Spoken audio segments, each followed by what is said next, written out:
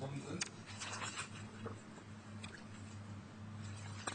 represented by Canada Advocates and Legal Consultants, Legal Counsel Samir Kanan, assisted by Faraz.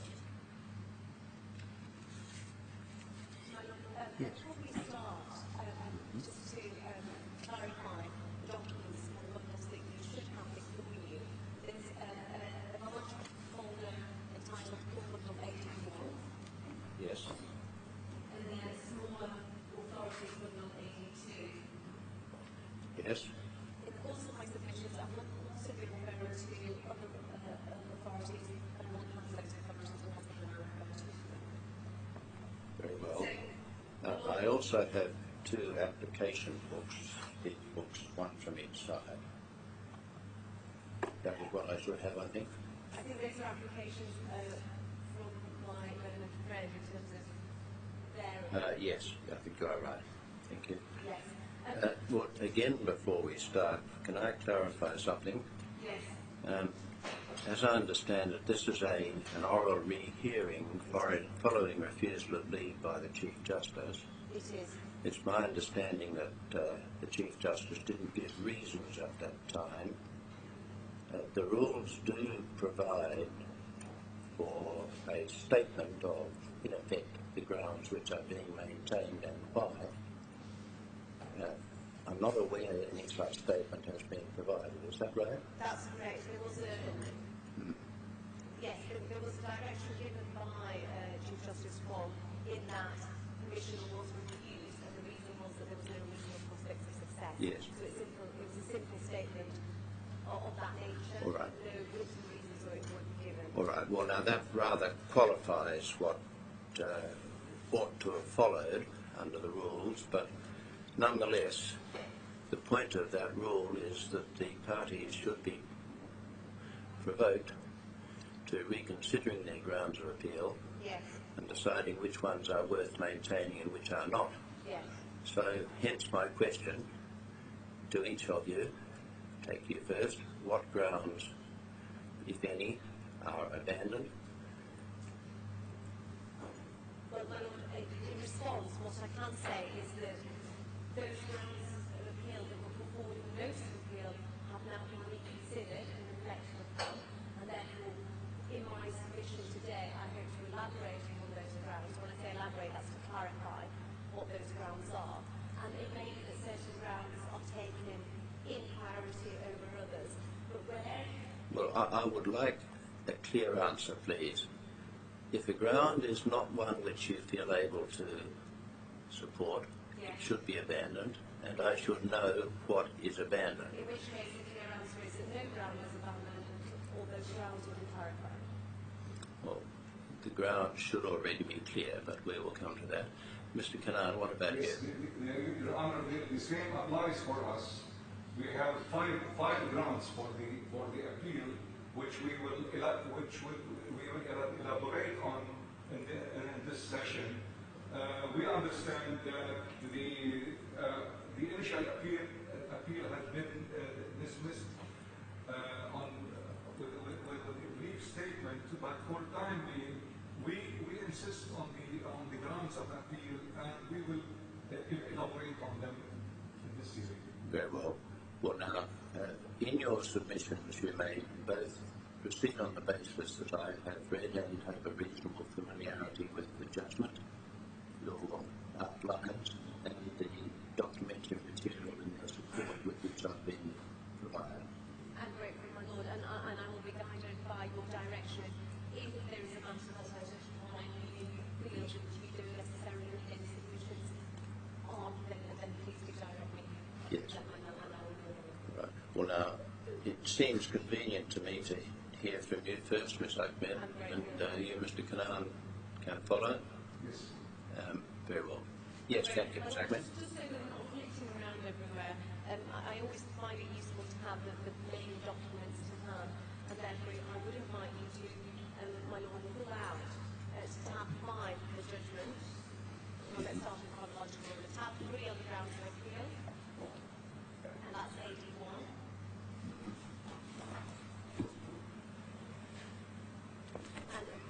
And the other document I was saying is of relevance.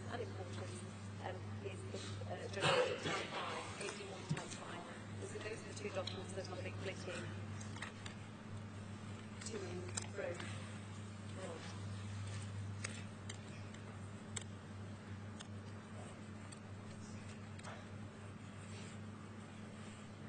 Well, I beg your pardon, tab 2 of grounds of appeal, tab 3 is the steps, so if I may ask you to refer to the grounds of appeal. So, my lord, to start with, we say that the principal reason why the appellant stands before you today, and that principal reason is there is Article 59A of the Employment Law. And by reference to that argument, it's raised in ground 5 of my grounds of appeal, but I'm going to take it first. But by reference to Article 59A of the Employment Law, there are 3 arguments, 3 points that the appellant makes in relation to Article 59A of the Employment Law. Well, just before we get to it, why is Article 59A at all relevant in that Ms. Dagher's, if I pronounce it correctly, in Dagher, thank you, her employment was terminated, I think, in early 2011. Yes. At that time, there was no Article 59A. Yes. It came into force, as I think we might have mentioned yesterday. Yes. Exactly. Yes, that's Late correct. in 2012. Yes. So how does it apply at all to her termination? Well, if I can ask for my bit of background, before the case of Ms. Dagher was heard, there was a case of Mr. McDuff in front of Judge Ali. And this debate was raised in that particular case. And in that particular case, it was said that the old law, the Article 16 subsection 4 law applies, because the termination of the acts complained of rather relative to that sphere. The reason why, or rather, and against this speculation, but when it came to considering which laws were applicable, was it when the acts took place, was it when the termination took place, or was it when the hearing was being heard, when the matter was being heard? And again, there's no reference to it in the judgment. However, one can only speculate that the judge concluded that Article 59A, because that was the law in force at the time that the hearing was taking place, was the law that was going to be applied. Which judge did? You mean the judge in this case or the judge in the early case? Well, I'm afraid that that's something which I don't agree with at the moment. And you would have to persuade me that there's an arguable case that does, Yes. before you can really rely on it.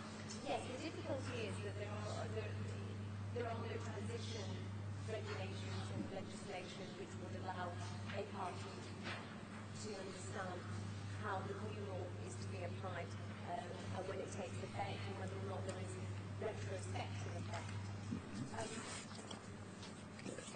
But ordinarily, there is not retrospective effect, particularly if it affects rights. Yes. But in any event,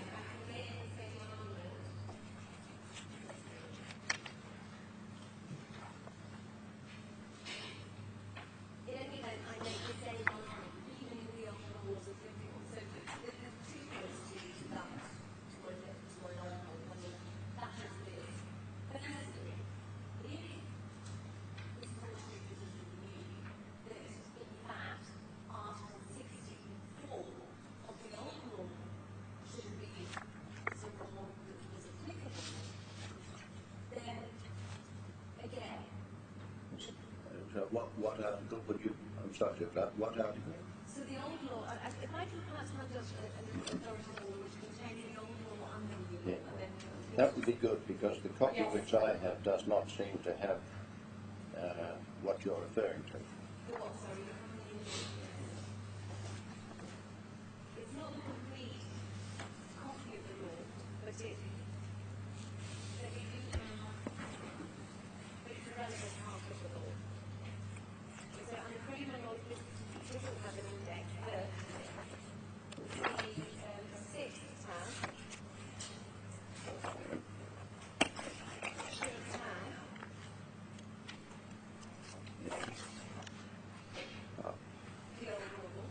that's about the gratuity payment. Correct me if I'm wrong, the new law.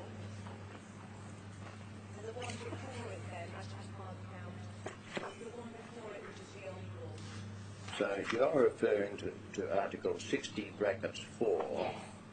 which starts an employee is not entitled to a gratuity payment, etc. So that's the old law.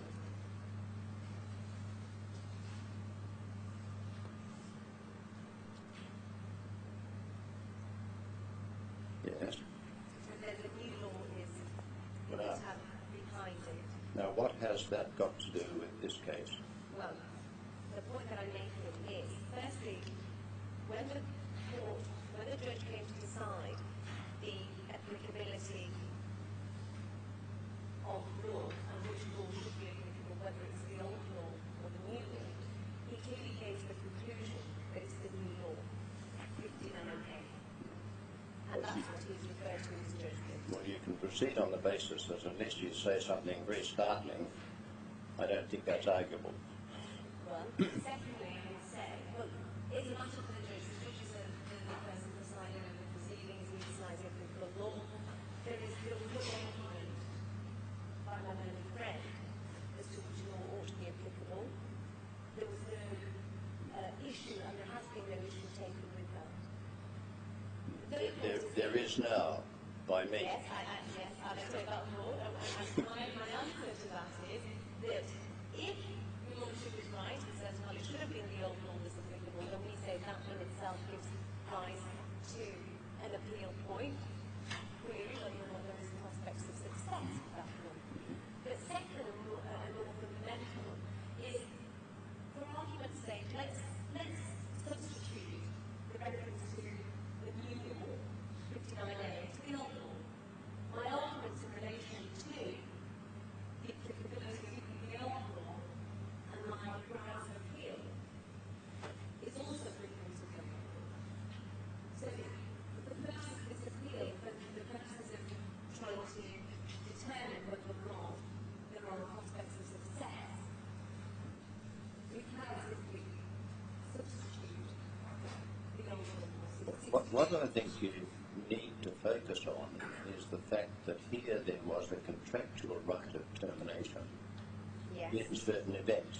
I understand. One was clause 3.2, Yes. the other was clause 16.1.7 Yes. relevantly, and they were two taken up by the trial judge. Yes. Now, even if His Honour's reliance on clause 3.2 might be open to debate,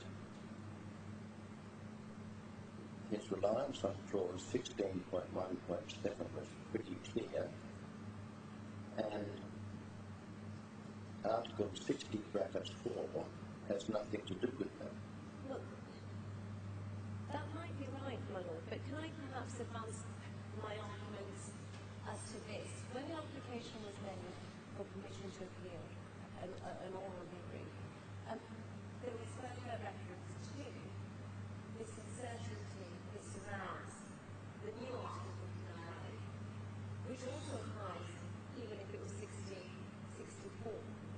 So if I may just perhaps have the opportunity to develop that argument and then develop my grounds of appeal, and then maybe give a panel as to why we say the Court of Appeal should use this opportunity to try and clarify not only where there may be a repudiated breach of contract, but also where either through, and I'm going to say 59A for the purposes of my argument, to clarify 59A and what is meant by 59A, particularly as the court uses uncertainty, and that may be a public policy argument, but if I may... Well, by all means develop your argument, but not by reference to Article 59A. No, it will be 64. Yes. So the starting point is, the principal reason why we are here is Article 60A and 64. sorry, 64. Yeah. I'm just going to say the old law. And can I just,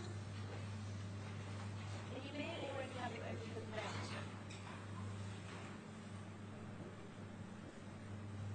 And I've already said there are three things that the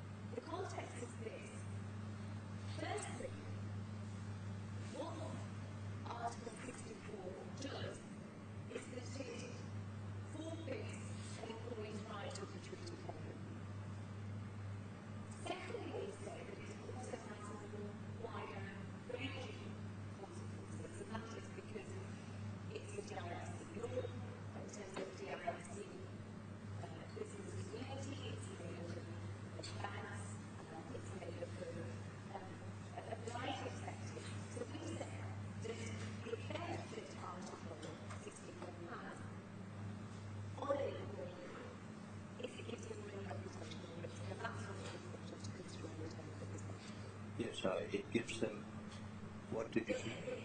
It may suffer from reputational risk if a court finds within the GIS that used and therefore thus is simple to therefore to construe and interpret it.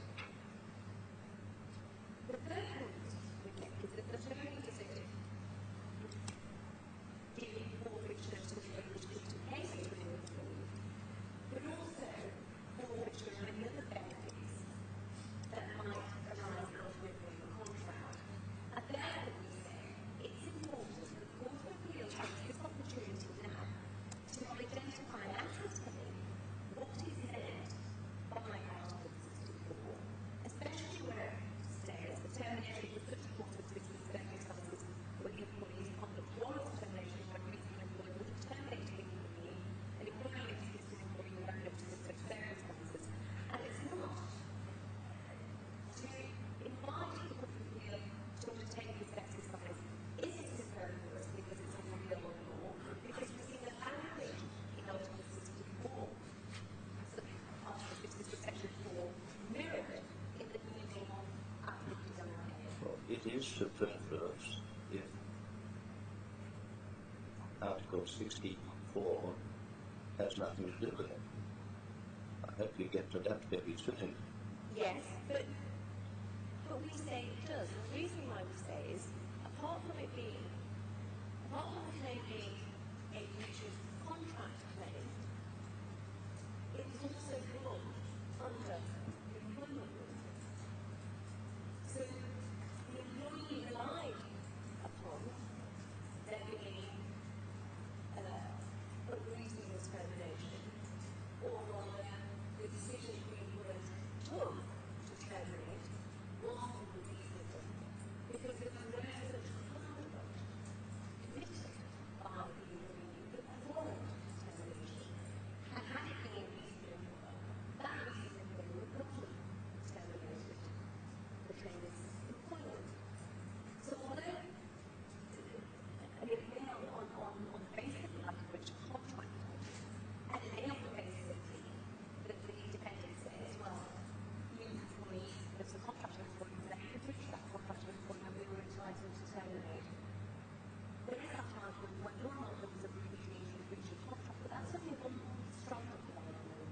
The second That argument is not the important one. I tried to direct you to what seems to be the important thing.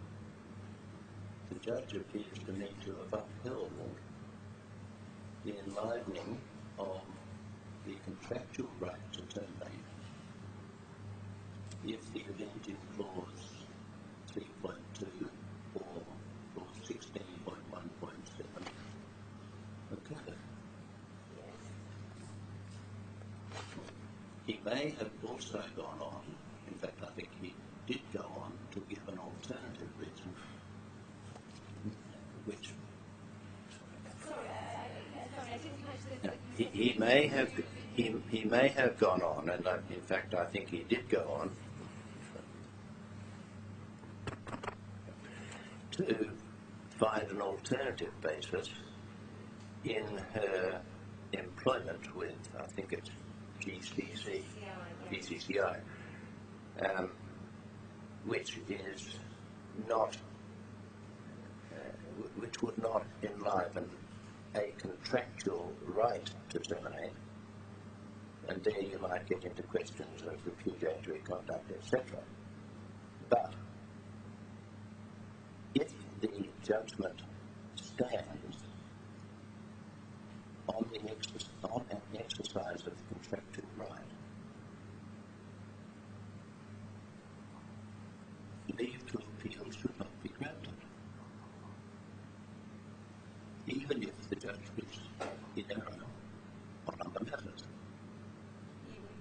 Even if the judge was in error on other matters. Yes, well, I can see that you're trying to direct me down the route of addressing this through the lens of contractual.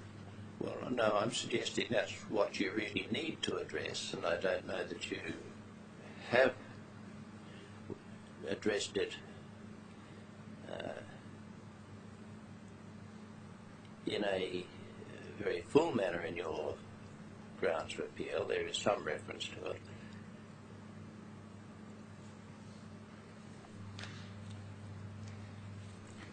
Now, by all means, continue with what you say about the rest of it, but even if I were to agree with you to the full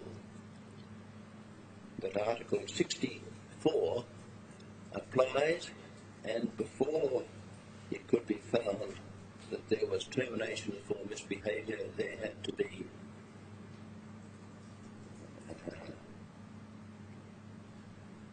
the conclusion that a reasonable employer would have terminated.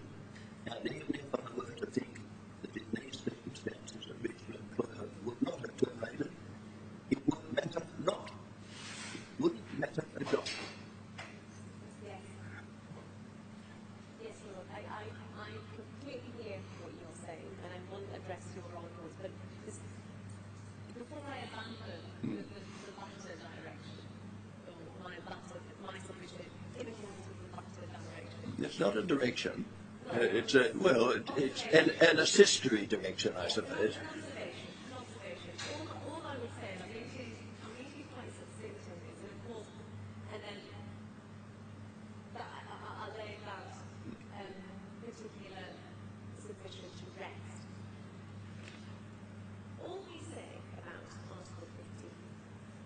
Article 68, is that at present, and I'll try to be very brief so as to not take up too much of your time.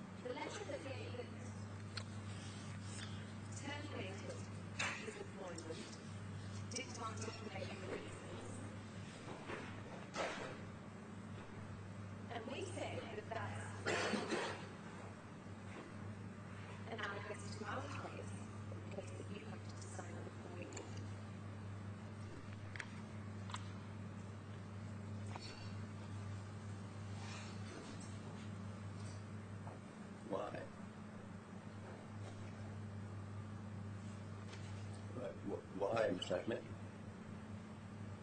Can I remind you again of contractual right of termination?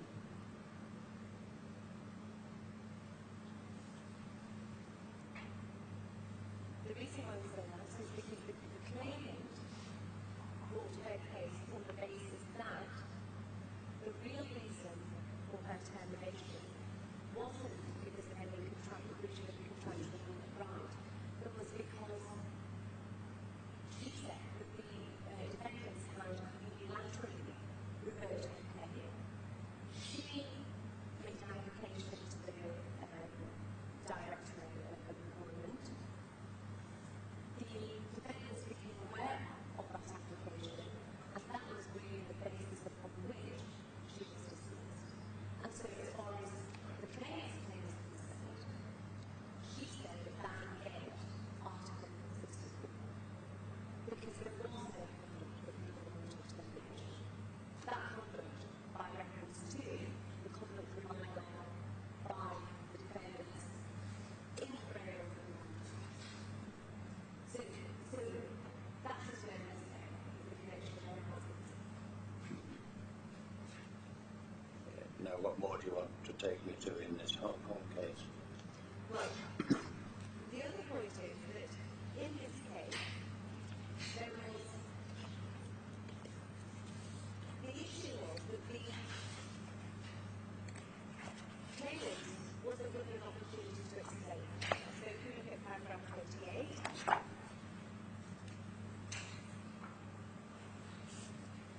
no opportunity for the plaintiff to discuss the claim more than basic fact. We say that that is analogous to the situation for the claimant here. The claimant provides this to meeting. However, the claimant said that she could make that meeting because she was out of the country, and therefore without any explanation whatsoever, the defendant then terminated her employment. And so we say that in order for this case, there should be some opportunity for the claimant to explain the allegations that are being made against her.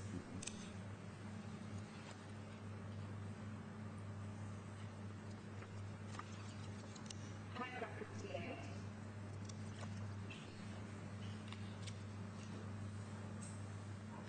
The narrative says here that this scheme regards the national politic impact of features of expression which are significantly affected by one's career, speaking and may not be necessary to do so. Even though by the reason for which the individual should blame their excessive the existence of effect on them and has persisted on impact.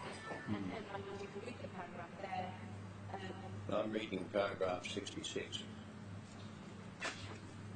There was no justification, full stop. In other words, there was no misconduct warranting summary termination. That's the decision. Fine. So I'm going to move on, my lord, but what I would say as a public policy argument, if not anything else, that the Court of Appeal can use this opportunity to clarify the law in relation to contracts and employees, and I'm going to leave it there.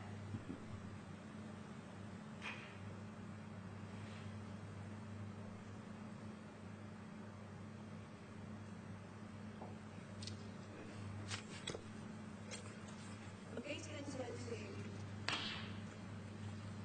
the other grounds that make me relevant. I'm just going to have a quick look through this. Can I start with grounds 1?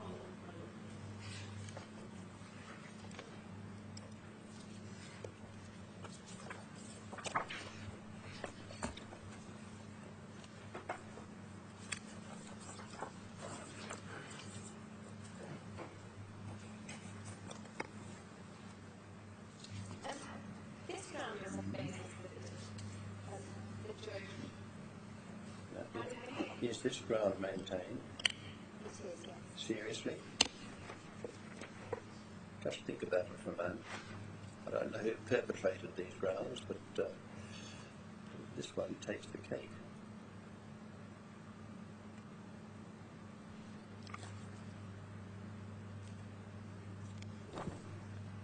Was there an Article 18.2?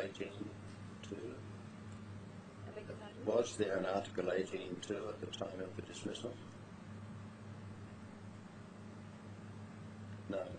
But the judge made the findings in your Article 2. No, he didn't.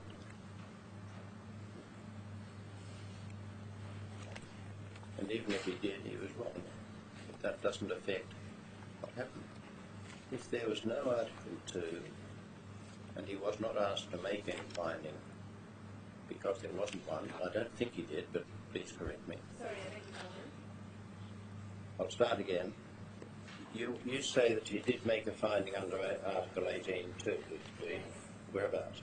No, I'm saying he made a finding under Article 18.1, paragraph 48. Let me just see that, please.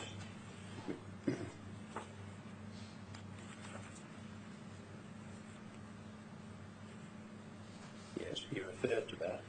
That was wrong. It wasn't enforced.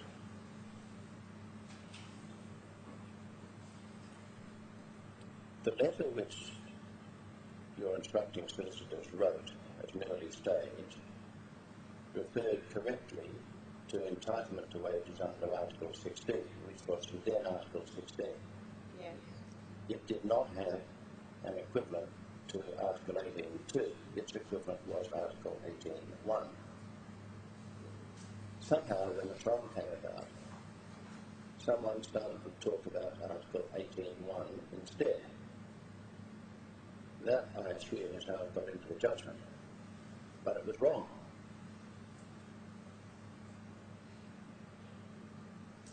Well, can I not put it in this way, and again, to stop me if you think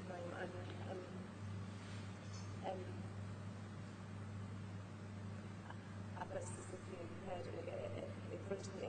But if one reads Article 18.1, it's an employee shall pay all wages on any other amount in between 107 days after the employment or employee terminates their employment. Now, there's two relevant acts that take place by reference to that article. The first one is the payment of wages, and the second one is at a point where the employee is terminated. So there's two ways in which one can read as to when Article 18.1 is applicable. We said it's the first sentence that should be applicable in terms of the timing of this particular article and when it should be applicable. So when the payment of wages or any other amount occurs. Obviously there has been a payment of wages, so that's an omission. And so therefore we say that one can read into this article that it should be at the point where the judges determine what wages should be paid. Well, it's wrong to even be referring to it. Well, I'll start that again. Within 7 days after the employee terminates the employment, that's a right to be paid within the 7 days. Yes. Now, let's assume there was no predecessor to Article 18.1, that there wasn't an Article 16, I think it was. But this first came into effect at the end of 2012, and it was the first time there was any such obligation to pay within 7 days under statute. Let's assume that in 2011 an employer did not pay within 7 days. At the end of 2012, someone says,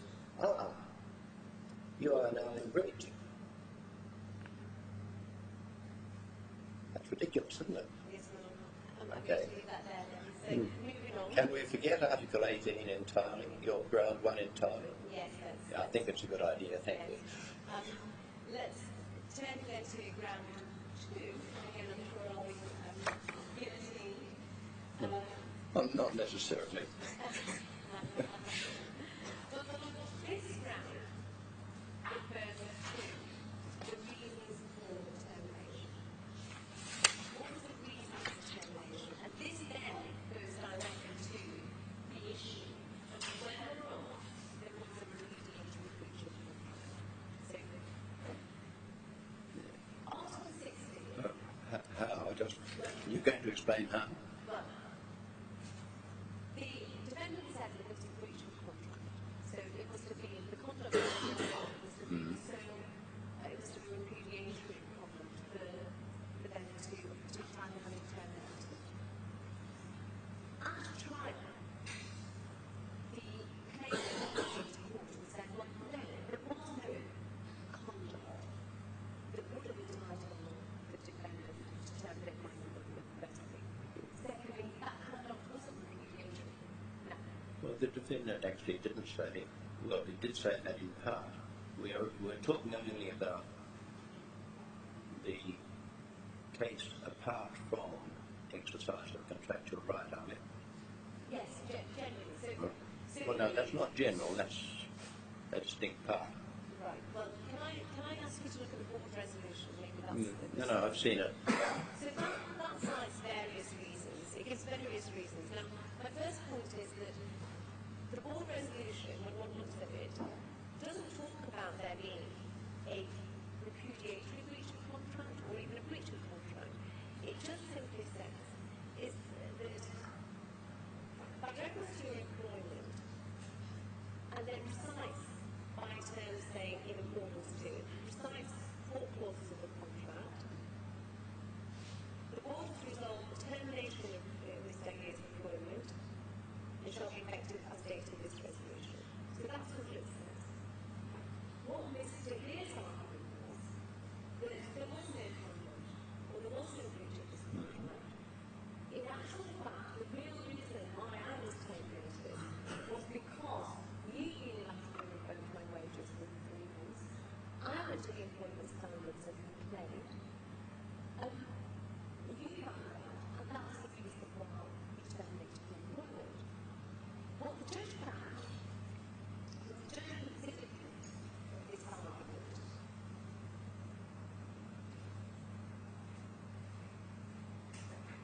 That's paragraph 38.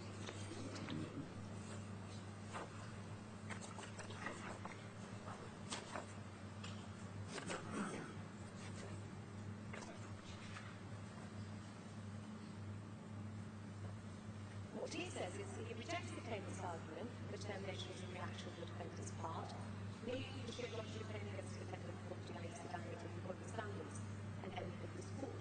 This is on the basis that the claimant has provided no evidence that the defendant was aware of her actions during proceedings before the date of her termination. Now that's not right because there was evidence. That evidence was tab 27, or it is tab 27.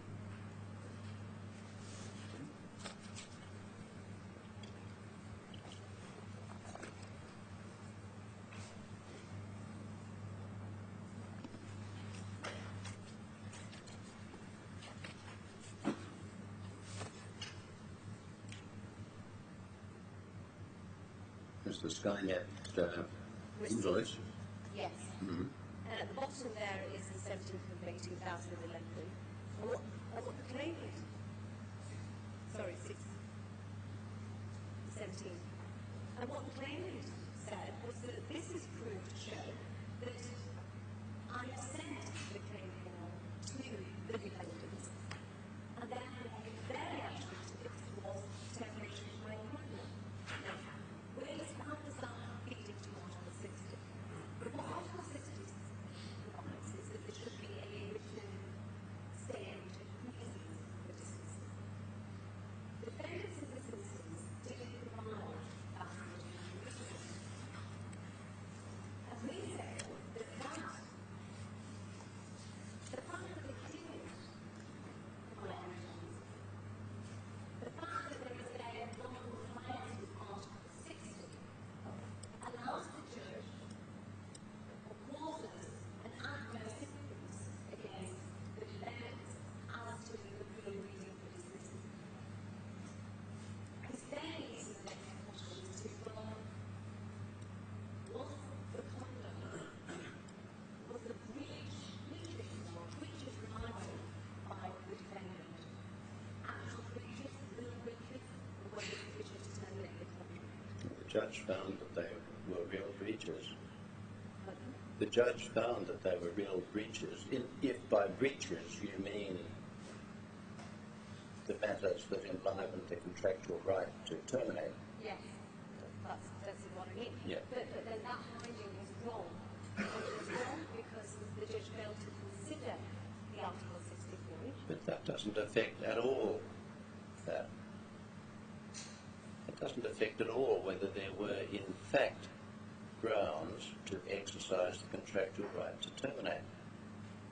Well, the reason I would say it does is because had the judge applied his mind to Article 60 and the reason why there is an Article 60, he then would have gone on to give more weight to the claimant's argument, well, as to what the real reason was. But in actual fact, paragraph 38 of the judgment erroneously states that there was no evidence about the defendant being aware of the proceedings when in actual fact there was.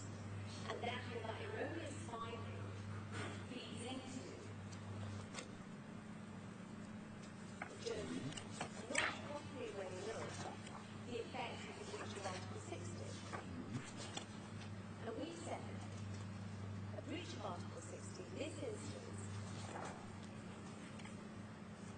causes an adverse influence as to the real reason for dismissal. And then the judge's finding on the clauses of the contract giving rise to termination of being wrong. What finding is that? Well, the finding was 3.2 of the contract, 16.142. They are objective matters. Sorry? They are objective matters. Well, those are my next grounds of appeal, and again, maybe this is the point at which I address your concerns. We say there are objective grounds, but there's simply no evidence of those objective grounds. And let me move on as to why we say that there was no evidence. Which ground are we looking at now? Now we look at ground 3.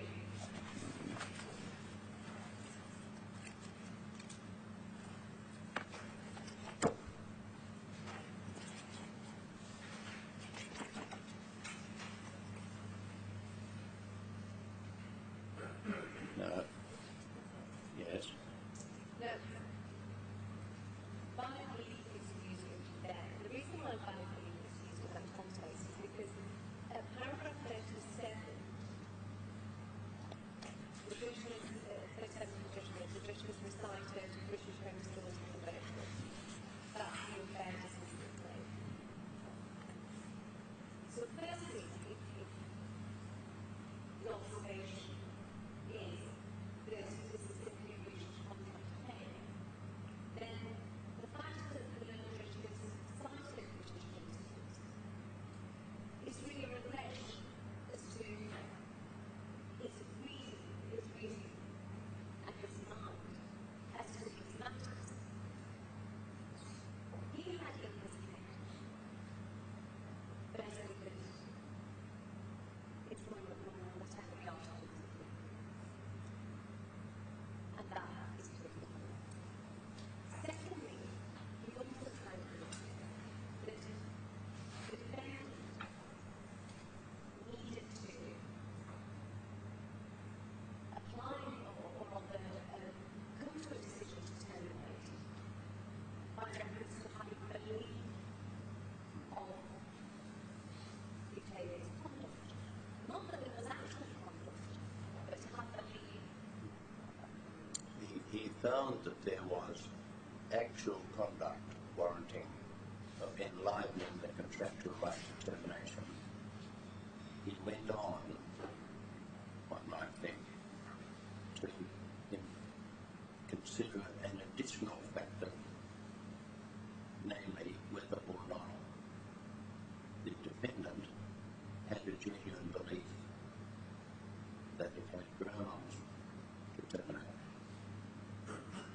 It's your complaint that he went on to consider that Well, at all?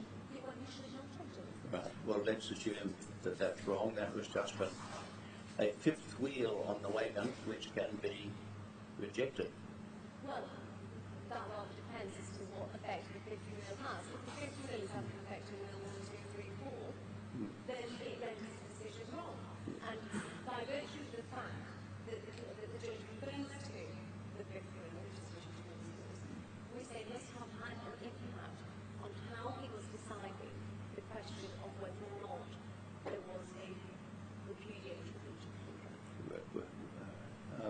keep on, despite my efforts, Well, and not coming to what I've suggested is the real point. It's really wise to follow, to concentrate on what the judge thinks, even if the old thought is wrong. Can I turn to the employment agreement and ordinance behind paragraph 8, just to look at these provisions?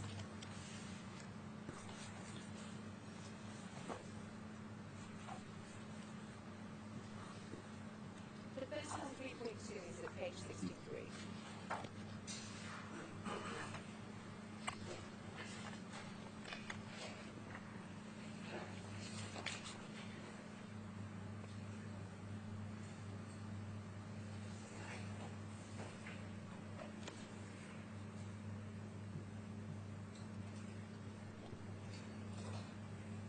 You can proceed on the basis that I would regard reliance on clause 3.2 as open to doubt.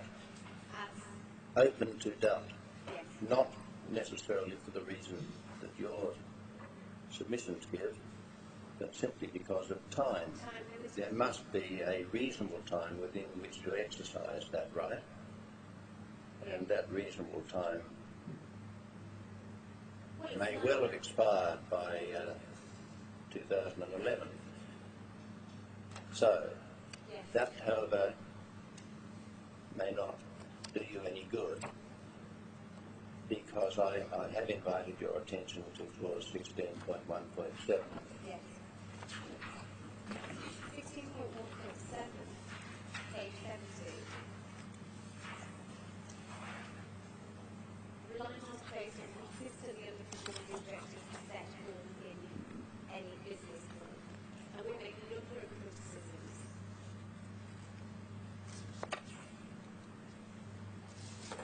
In relation to reliance on this particular term of contract. Paragraph 27 of the judgment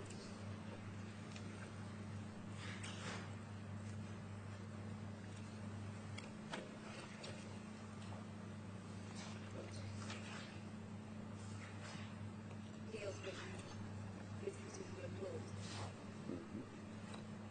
And it said that there was an explicit reference to a business target or the objectives set forth in the business plan. The business plan is behind tab 7.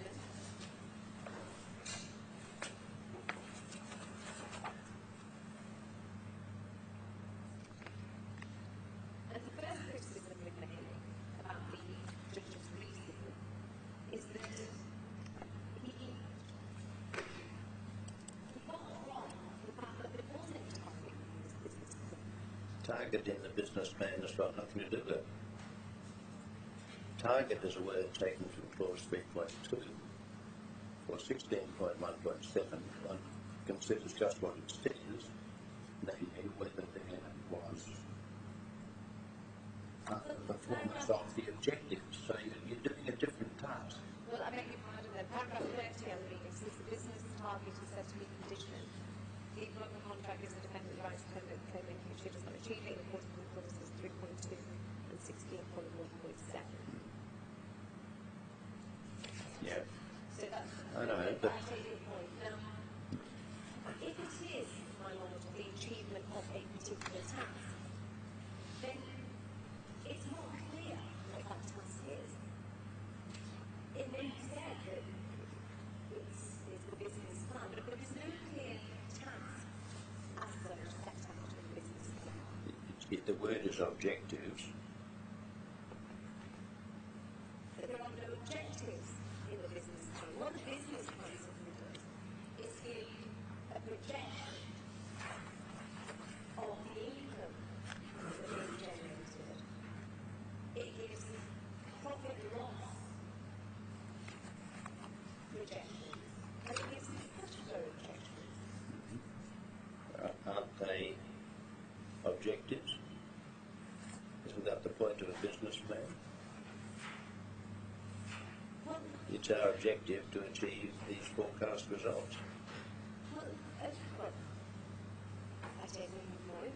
But if one also looks at 16.1.7, it says to consistently underperform the objectives. Now, where is the work? There was no evidence before the judge that the defendant produced whereas the claim was consistently underperforming the objectives. Am I right that there was evidence that they made no money at all? There was evidence that they made no money, but Wasn't that a correct description?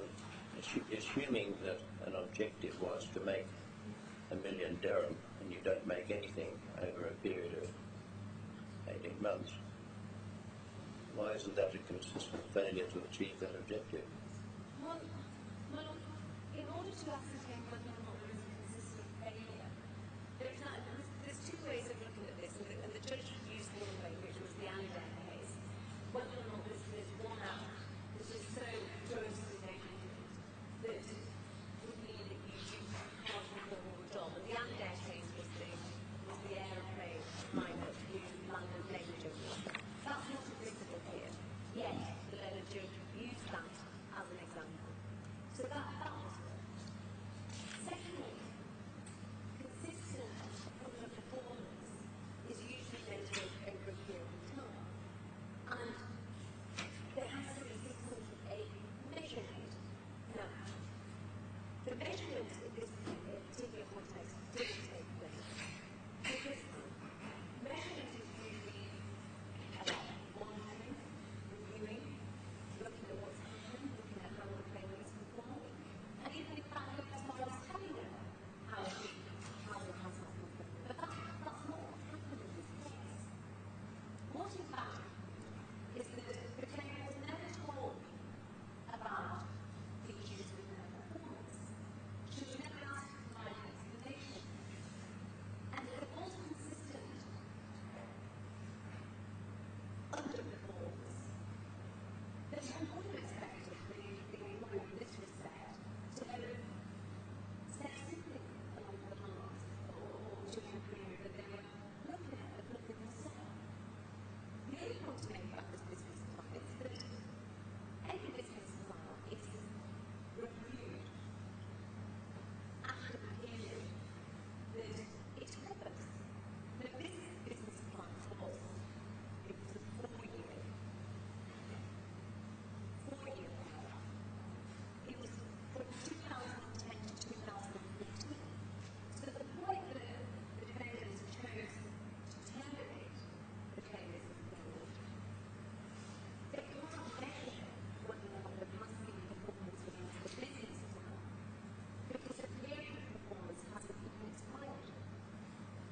So it's premature to say that there has been any fundamental breach of contract because you haven't performed against a plan that hasn't expired. So the difficulty with the finding of the judge in this respect is that there was no tool by which the defendant was measured performance. There's nothing apart from the fact that you must pay any money. But that was reasonable in the context of the business plan was amended in 2015. So a reasonable decision would be, or rather, to say that this is a true period of breach of contract would be, look, we've come to the end of 2014. You haven't achieved your objectives, therefore you haven't performed your terminating. Page 58 of the bundle you've held up, that is tab 7 business plan, it's one of the later pages of it, is very faintly reproduced. Page 58. Yes. Yes, it is in my copy as well, I'm afraid. But if one looks only at the projected revenues, and there are other parts of the business plan, am I right that that has projected revenues, business volume and other things for a succession of years which seem to start with 2011 perhaps? I'm not sure what. 2010, I think. Yeah, okay. Thank you. Well, that was not the finding that the judge reached, nor was the claimant ever told. At this point in time, you're supposed to achieve this objective. At this point in time, you're supposed to achieve this objective. And if you don't, we will terminate. And we say in an employer-employee relationship context, it's important for an employer, if your employer is going to rely on a breach of contract, particularly for performance, to allow an employee the opportunity to explain your concern, provide an explanation as to whether or not there has been actual achievement. Simply say, well, look, there hasn't been $1 generated from your post or from your business plan, doesn't there reach a finding or a conclusion that there has been a repudiation breach of contract? Or to say this is sufficient for them for the employee to be hanged. Especially also in light of the other evidence that was before the judge, which was the claimant has said, the claimant has said that there was a TFSA notice which limited her activities. And whilst that was rejected without a hand by the judge, there is still an explanation there. And so we said that it wasn't incorrect for the judge to say that there has been consistent performance, especially when one looks at how performance was measured. And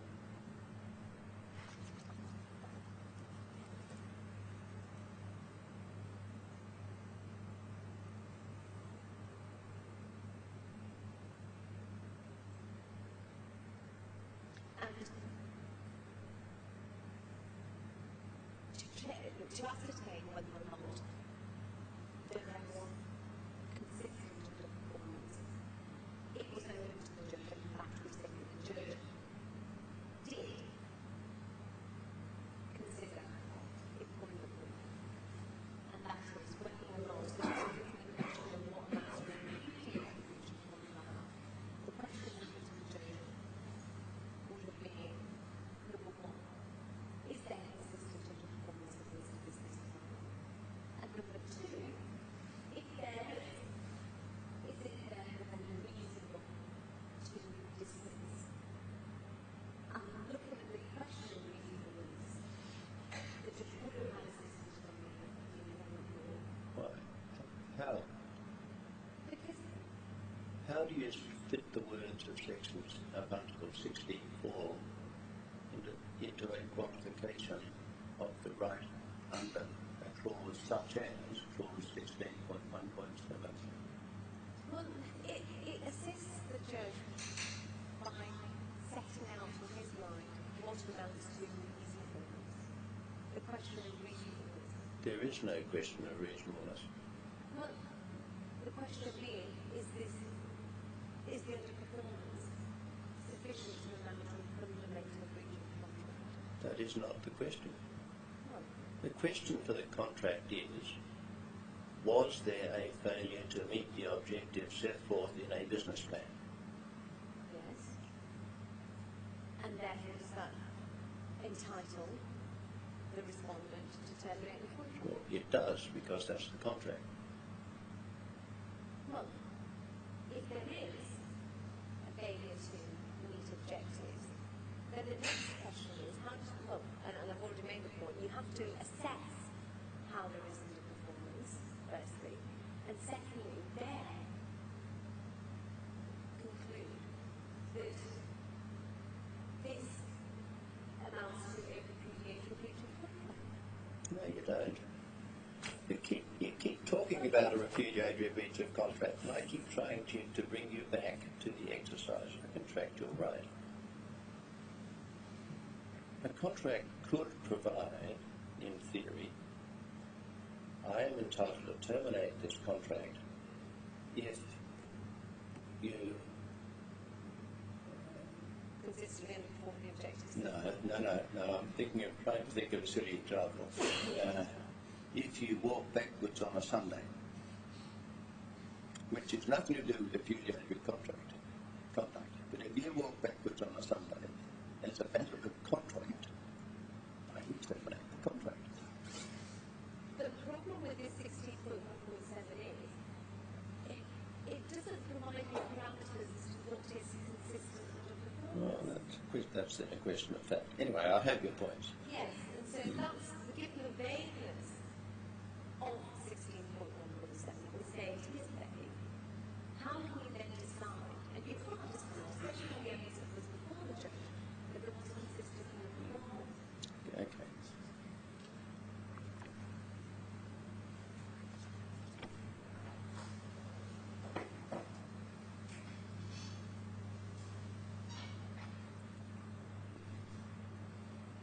And the primary model is the counterclaim. Retain the judgment. Effectively finding the reasoning provided by the judge starts out as a decision.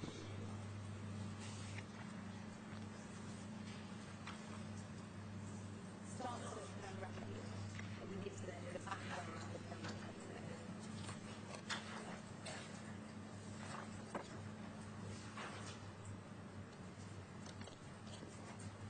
So during the contract, the claimant entered into a further contract on behalf of the defendant with respect to the vessel and other elements of the contract. Within that contract, she was entitled to expenses, and there was an issue back with the judge as to whether or not she needed necessary approval. And in the defendant's case, that she didn't need necessary approval, she just wanted to basically present her own expenses. Essentially, it's the arguments that we heard yesterday. Paragraph 9 and paragraph 10, in relation to that issue, necessary approval of the expenses issue, the judge emphasised the law obligation of Article 159 and Article 53 of the Companies Law. Article 53 and 53A again talks about possibly good faith and wrongdoing. The judge found against the claimant and the defendant that she didn't have necessary approval. However, in reaching that finding, he didn't say why he didn't wish to keep the Article 59 or 53. Furthermore, he didn't say, as we say anywhere else, that the failure to obtain this consideration was dishonest, not in good faith, or unlawful. And furthermore, he doesn't say why he's supposed to have reached the finding to be due to. He didn't even say that it was a breach of fiduciary duty. Paragraph 68, I think, is the relevant one, isn't it? No. But it's been pleaded as such, and you made reference to the way that it was being pleaded by paragraphs 8, 9 and 10. There's further reference to how it's been pleaded paragraph 69. Sorry, paragraph 69 is the only reference we made to breach of fiduciary duties. But the breach of fiduciary duties claim wasn't simply bringing your child salary back because you didn't perform the standard that's expected of you.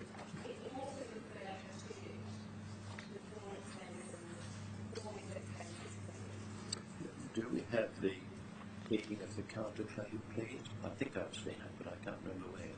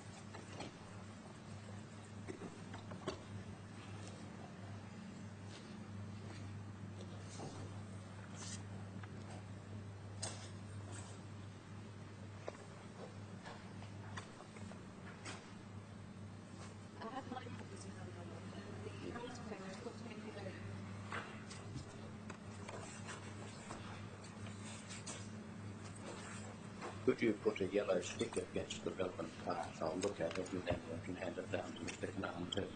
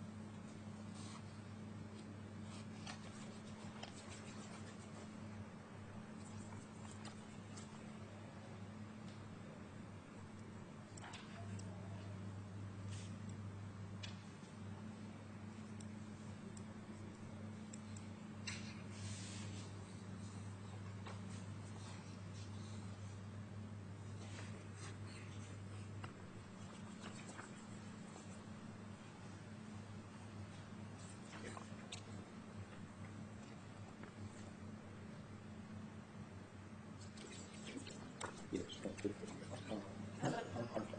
The copy can be taken for all of us. I'd like to have a copy and we can then get a Of copy. course, if I can give you the full document, then All I need is the cross-claim. you don't want the full document. Only the cross-claim. Well, sorry, is there more cross-claim? No, that's the only one. Yeah, that's all I need. Yes. And so, while there isn't a right to apply any permission to appeal or oral permission to appeal, and on that basis, I don't think I need to give you chapter and verse as to why we said that this should therefore give prospects of success. What I do say is that the arguments in relation to the interpretation and application of Article 53 and the non-profit companies law and the non-profit interest. If the court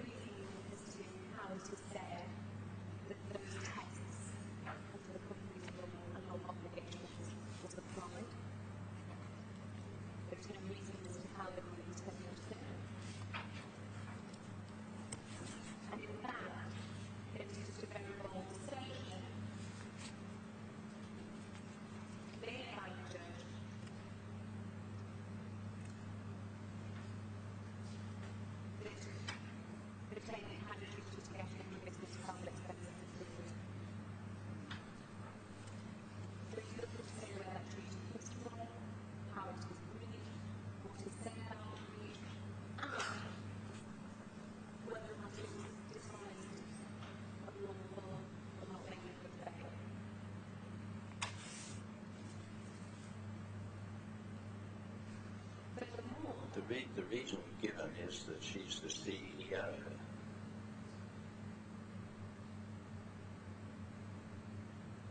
That she had a duty being the CEO. Yes.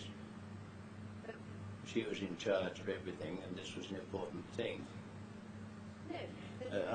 Let me explain why I'm exploring this just a moment further with you. Let's assume that there's some question about whether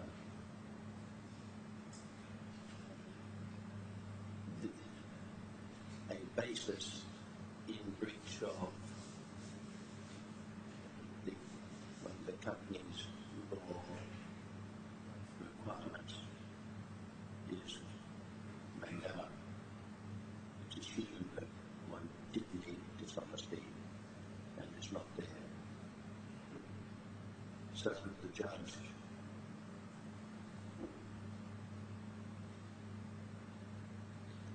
may have taken a shortcut and simply said, I think there was a breach of duty, one which was not pleaded. Are you really affected, hindered, disadvantaged is the word, if it's rested upon a basis which strictly was not pleaded?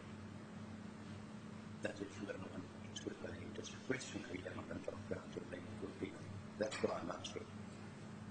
Yes. Well, in the context of yesterday's debate,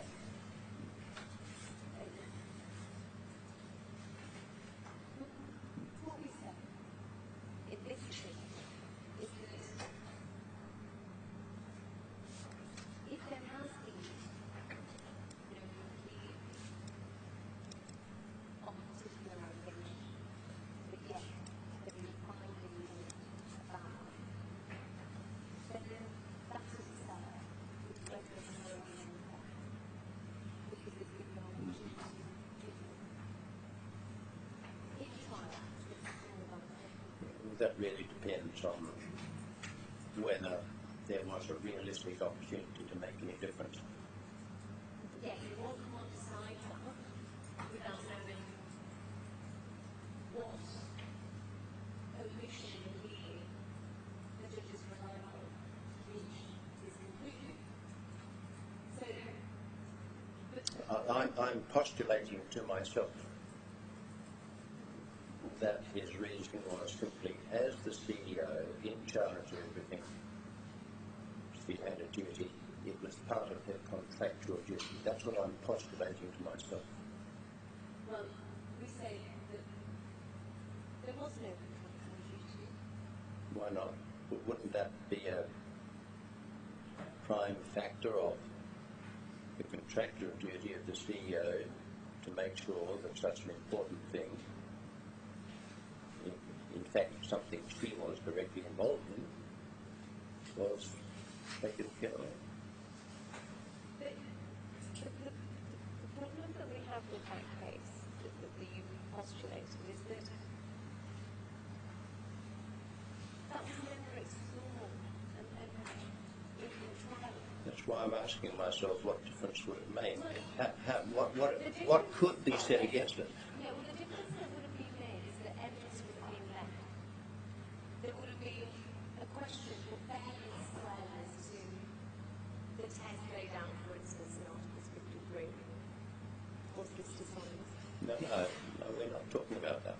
I have postulated a contractual basis as one which maybe the judge did have in mind. Well, if you did have it in mind, then again it was wrong. And the reason why it was wrong is because what he said is she failed to establish before this court that she did obtain the reasonably necessary and required approval, as no such evidence has been put before this court. That was wrong. Well, you're going to take it that I don't agree with that. That you, I don't think it's reasonably arguable that letter would have made any difference. Was it in fact in evidence? well, yes, it was. Yeah, okay. It was in evidence, but I'm going to be peremptory on that. There's just no way. Well, the judge says that there was no evidence whatsoever, and that's wrong. And I take on board on your point that you don't think that that's a non-starter, but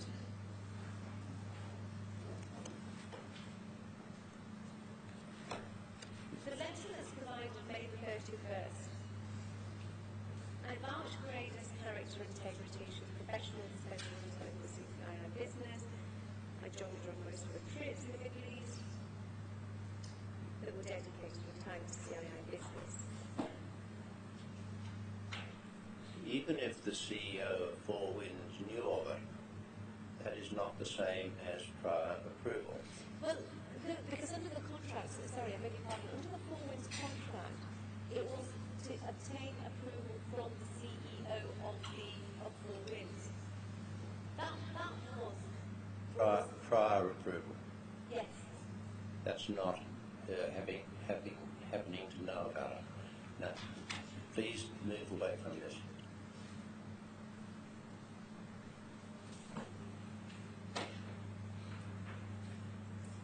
But the difficulty, my lord, with the question that you posed is that it's too speculative, firstly. Secondly, this idea that whether it was a prior approval, whether or not there was any exploration as to Ms. Kimberly-Tara being aware of travel arrangements. I really ask you to move away from that letter as evidence of some prior approval. Well, If there's anything more you want to say on the question which I asked, which is in effect, what difference would it make if the judge rested himself on a breach of contract? What more do you want to say about that? And then it's probably time to hear from Mr. Canaan. And then it's probably time to hear from Mr. Canaan. well, I would say it would have made a difference because the judge, it's unfair for the judge to reach any such finding without hearing evidence, without indicating to the parties that he's going to go down the route whereby he's going to make a finding about an issue that hasn't been pleaded, that hasn't been raised, especially by the defendant, by not providing the defendant an opportunity to give fairness to her evidence on any given issue. The judge cannot pluck an issue out of the air and decide that he's going to reach a finding on it. The parties have to be given a fair opportunity to be able to answer an issue. If an issue I understand that. There's no point in repeating. yes, That's your response, and I hear it. I'm sorry, my lord, that there isn't any authority for it to be on that issue, but this was the debate. Again, it was one of the debates that was had yesterday. So, if necessary, I can provide the authority which I would place reliance upon, or even a quick note. That's all right. Thank you. Oh, great, thank you. Mr. Canaan, the only matter I want to hear from you on Ms. Ahmed's application is this last one about whether the judge's finding that there is a breach of duty to get approval is one reasonably open to challenge. I haven't put that well, but you know what I mean. Well, thank you, my lord. Let me first say that I highly appreciate my learned colleague's efforts to justify the unjustifiable. Well, forget the histrionics. Come on, back onto the point, please. Yeah. So, actually, my lord, we have our grounds of appeal is foreign grounds.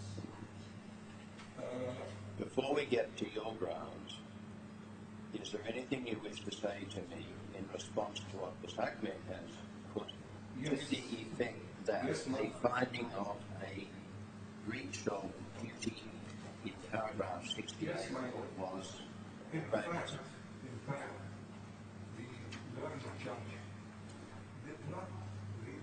touch on the issue of the judiciary duty as a base for his judgment. He considered other factors, but not the judiciary duty. In our opinion, the judiciary duty is a very important issue that will justify the termination of the claimant, of the appealant, sorry, of the respondent. This is one of the issues that I will elaborate on while stating my reasons for the appeal. Another note that my learned for me produced the letter of Kimberly Dagher, dated May 31, 2012, in an attempt to justify why the appealant did not obtain the prior approval. In fact, this document doesn't have the appealant here, because the appealant in the original appeal, because we are the appealant in the counter.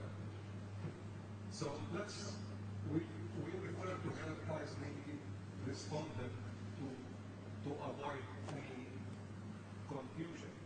So the respondent, her situation, there was an earlier letter which had been addressed by Kimberly Dagher on the CII request for the refund of the expenses, and she clearly mentioned at that time that we cannot compensate you for these damages, for these expenses, simply because there was no prior approval. I've seen that letter, but you're saying that was a letter from the same person? Sorry? Are you saying that this was a letter from the same person? Yes, it Right. was a letter I already had told Ms. Ahmed that she is not getting anywhere on that point. There is no need for you to say any more about that. Just a clarification, Michael. Now, if you allow me to start on the grounds, another issue.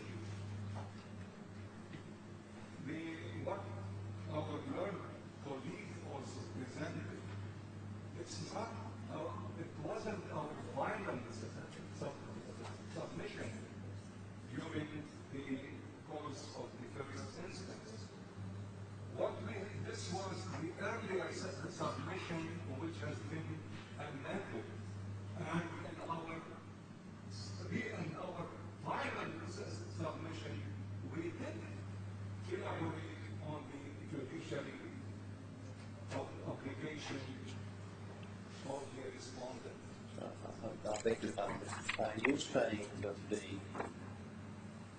pages of just hang on a minute. Are you saying that the pages of the cross-claim which I've been provided with are not the final version of the cross-claim? Yes. Do you have the final version then? The final version, we don't have it with us now, but it should be on the record, my lord. It has been produced earlier. This is not the final. On the final, we have elaborated on the judiciary obligation of the respondent. Just a minute then. Meanwhile, we are able to find the latest cross-claim somewhere on the computer.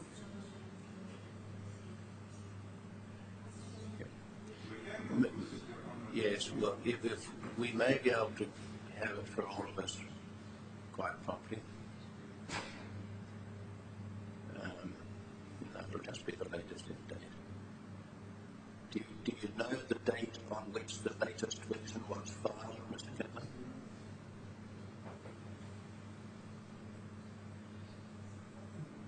In 2013, because this is dated, in fact, August 2012, but we have produced our final submission in 2013. So definitely there is a further submission which has been made, and we have elaborated on the question of the different. All right. Well, if we can find it in the computer, we'll be able to look at it. If not, by the time we part, I'd like to get a copy which both of you agree is the final version, the one which was before the judge at trial. So move on to Now, counsel appeal touches actually on two issues. Regarding the first ground relates to clause 16.1 of the contract. Right to termination without compensation. In our opinion, this clause 16.1 should always be read in the light of Article 18 on 2 of the employment law. Sorry, in the light of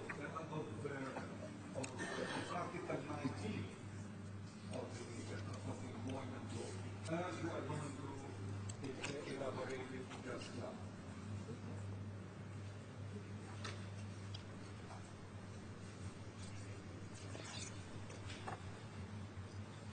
Article 16.1 states, notwithstanding the provisions of Article 14, the company shall be entitled to terminate this agreement and your employment forthwith without notice at any time, without any payment by way of compensation, damages, or otherwise. If we read this in the light of Article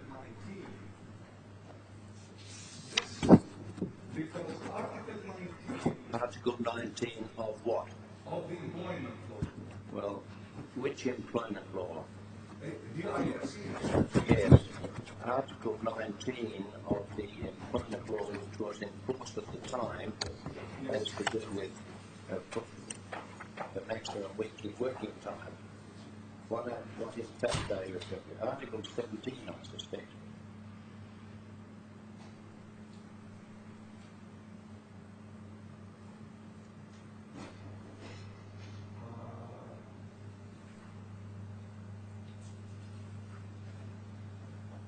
Actually, Article 19 of the employment law number 4 for the year 2005, which states clearly an employer shall not deduct from an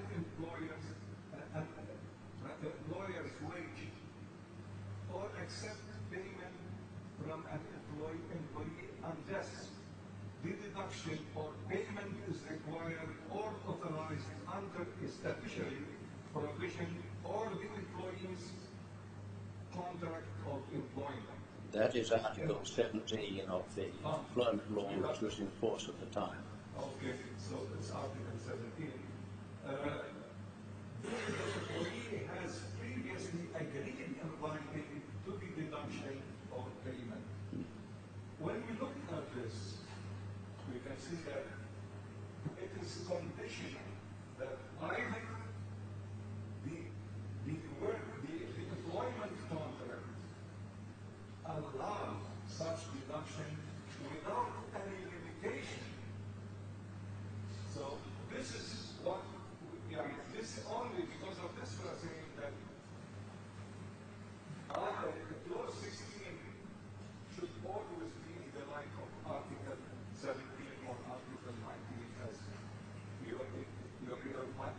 hardship has died. Can I understand where you're going? What are you saying you would be entitled to deduct? Yes. What? To deduct any wages, any compensation. Wages are not compensation. Not in that sense, surely. My lord, the wages, as it is speculated in this article, is considered to be to fall under the question of compensation, because it says compensation or otherwise. So the word otherwise, it is a broad word, which may... One second. It's your case, is it, that clause 16 of the contract, read in the light of Article 17 of the Employment Law, entitled the employer to deduct the unpaid wages, that is, the last 2 months' wages, and therefore it was not liable to pay them. Is that the position? And the judge said no, he did not think that the words compensation or otherwise extended to those wages because they were an accrued and statutory right. Is that the position? Exactly. And you can test that. Now just a minute. Hang on.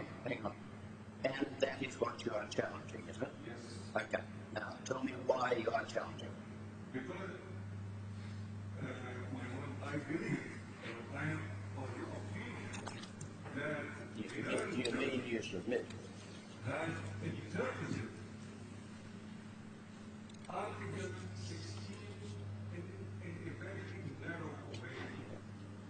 So, the narrow interpretation of the learned judge had focused on compensation to the extent, but had not taken the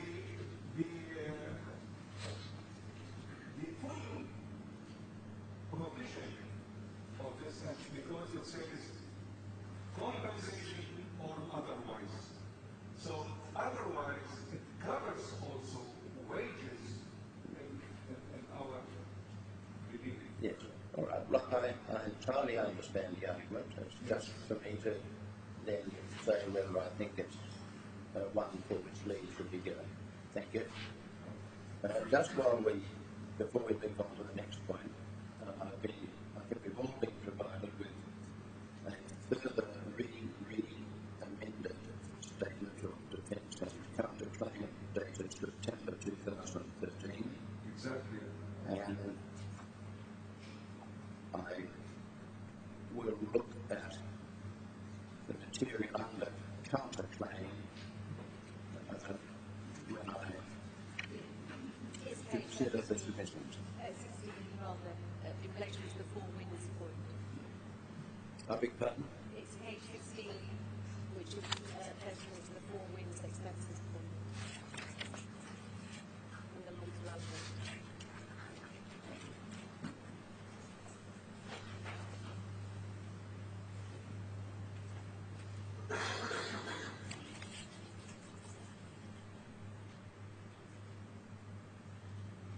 One second. Can someone remind me about Article 158 of the Law of Obligations?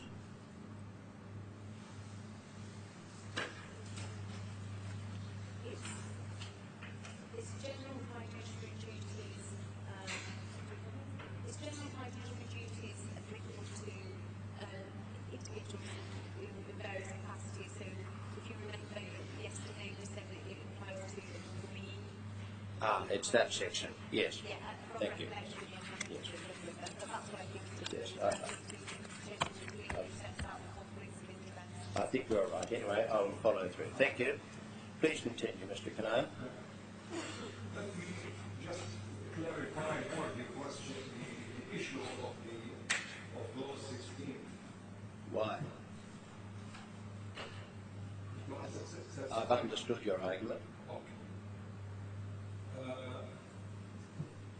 let's also touch on clause 20.2 of the employment contract, which states you are required to devote your full-time attention and abilities to your job duties during working hours, and to act in the best interest of the company. You must not be in any way directly engaged or concerned in any other business or undertaking without the written consent of the board, and you should declare your directorship in any other company or business. This is again another justifiable, another violation which justifies the application of 16.112, which allows the employer not only to deduct the unpaid wages, but also to claim any paid wage actually. And this was what we have raised during the tenure of the court of first instance. I'm sorry, are you saying that clause 16 enables you to claim back the 17 months of paid wages? What I'm trying to say, my lord, is that clause 16 cannot be interpreted narrowly. When we are talking about the right to become or the right to set off, we are talking not only unpaid wages, but we are also talking about even the wages that have already been paid. Well, that's what I thought I put to you. So the answer to my question, I understand to be yes. Yes. Yes, Your Honor.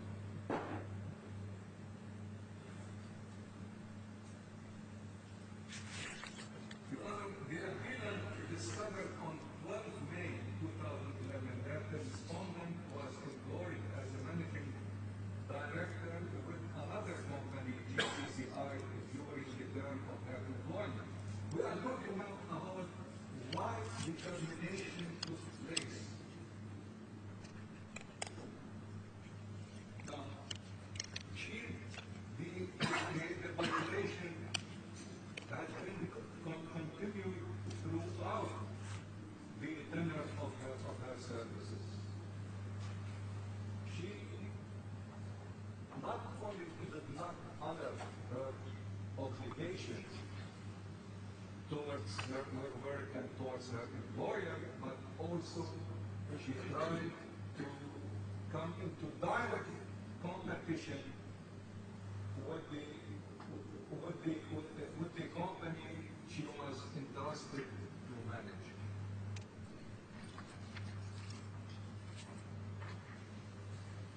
Because the competitor, the GCCI, in fact, they have a similar activity, which is direct competition, and she was not only the managing director in GCCI, but also she was a 33% shareholder in this company.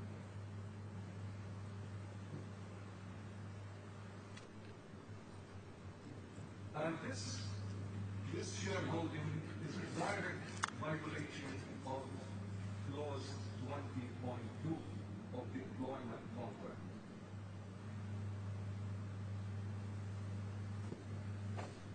The activities of GCCI was, of course, in direct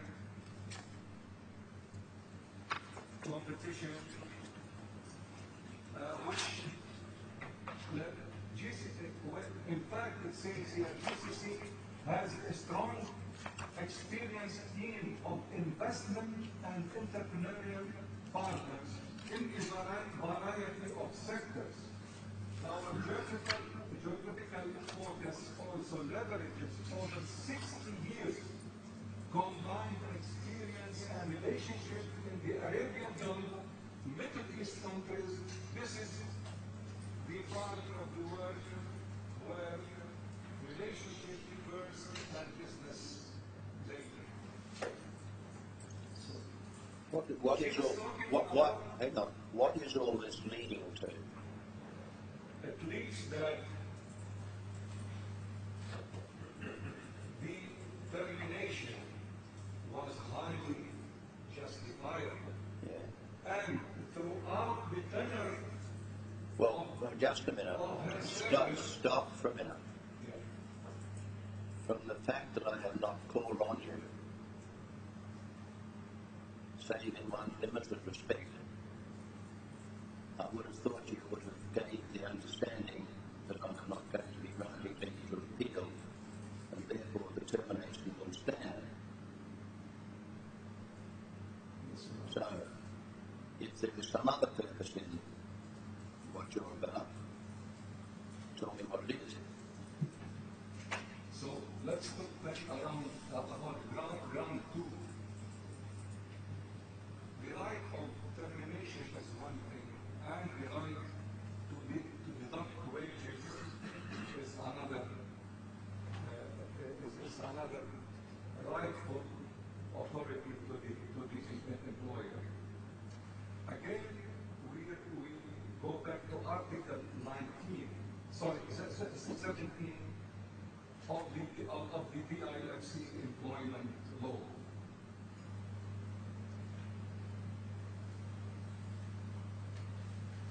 The deduction or payment is required or authorized under a statutory provision or the employee's contract of employment. Here we have the employee's contract of employment. Have you not already addressed me on this? Are you doing something else? Because I don't understand what it is. Tell me what it is, if it's something else. Now, what we are trying to state, my lord, that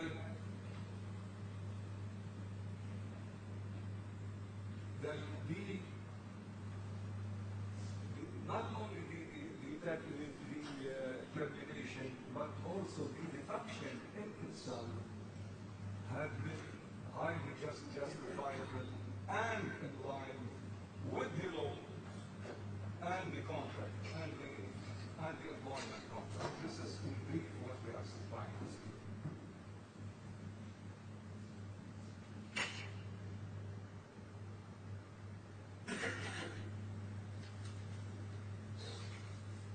Now the other ground we have, which is ground number 3, regarding the compensation for annual leave. Article 16 of the employment law states in relevant part, for each employee and employer shall keep records of the following information, which in age it says the days of the vacation have taken by the employee. It's a question on whose party lies the burden of proof in this regard. Is the employer required to prove that the employee has not taken his annual leave? Why the employee who is himself the CEO of the company did not keep the relevant records of this? So she was under clear contractual and lawful obligation to keep the records as referred to in Article 16. If the respondent fails to keep such records of annual leave, we cannot put the burden of proof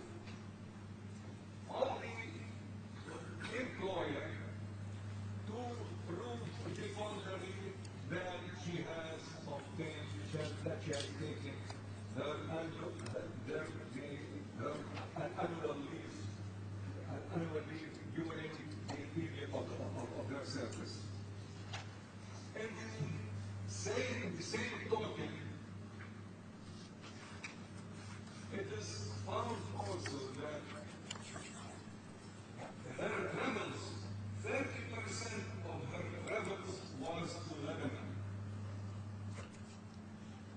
Now, the respondent herself, she is Lebanese. And she did not show at any single moment that she had generated any investments or any positive from her travels to Lebanon. The only interpretation is that at least most of her trips or travels to Lebanon was for the purpose of spending vacation there. This is the only logical interpretation we can get out of this. In fact, the respondent did not show a single revenue to the company, regardless whether it is from her travels abroad or from her travels in particular to Lebanon. She was traveling to her home country, and she was staying for long intervals there. If this can be only interpreted, it is clearly interpreted to mean that she has taken her leave.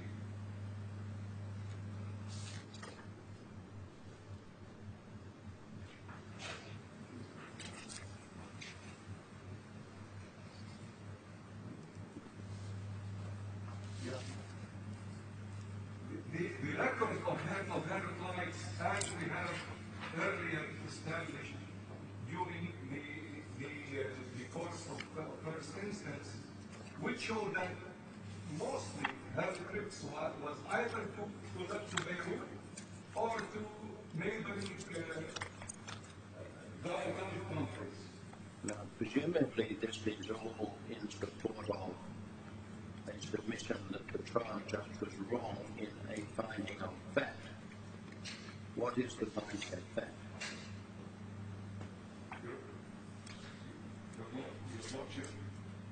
It is simple. No, point to the finding of fact in the judge's reasons that this all goes to, please. The judge's reason was that we are under obligation to... Mr. Kanan, listen to me. Yeah. I want you to point out to me the finding of fact in the judge's reasons that this goes to. That involves looking at the judge's reasons and telling me it's paragraph something. Yeah, it is paragraph 73, Your Honor. It's paragraph 73.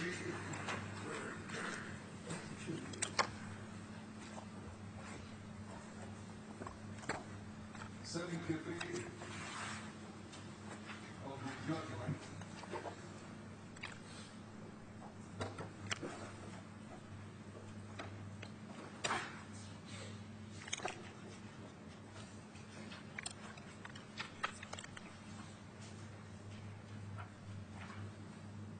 That surprises me. I thought that you were addressing wherever the judge said she was entitled to recover her leave entitlements.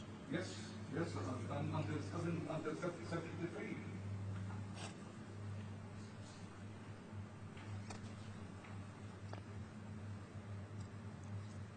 No.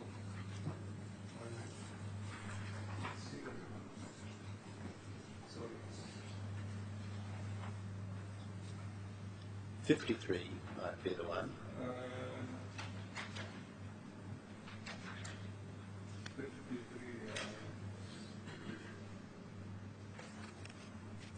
Yeah, actually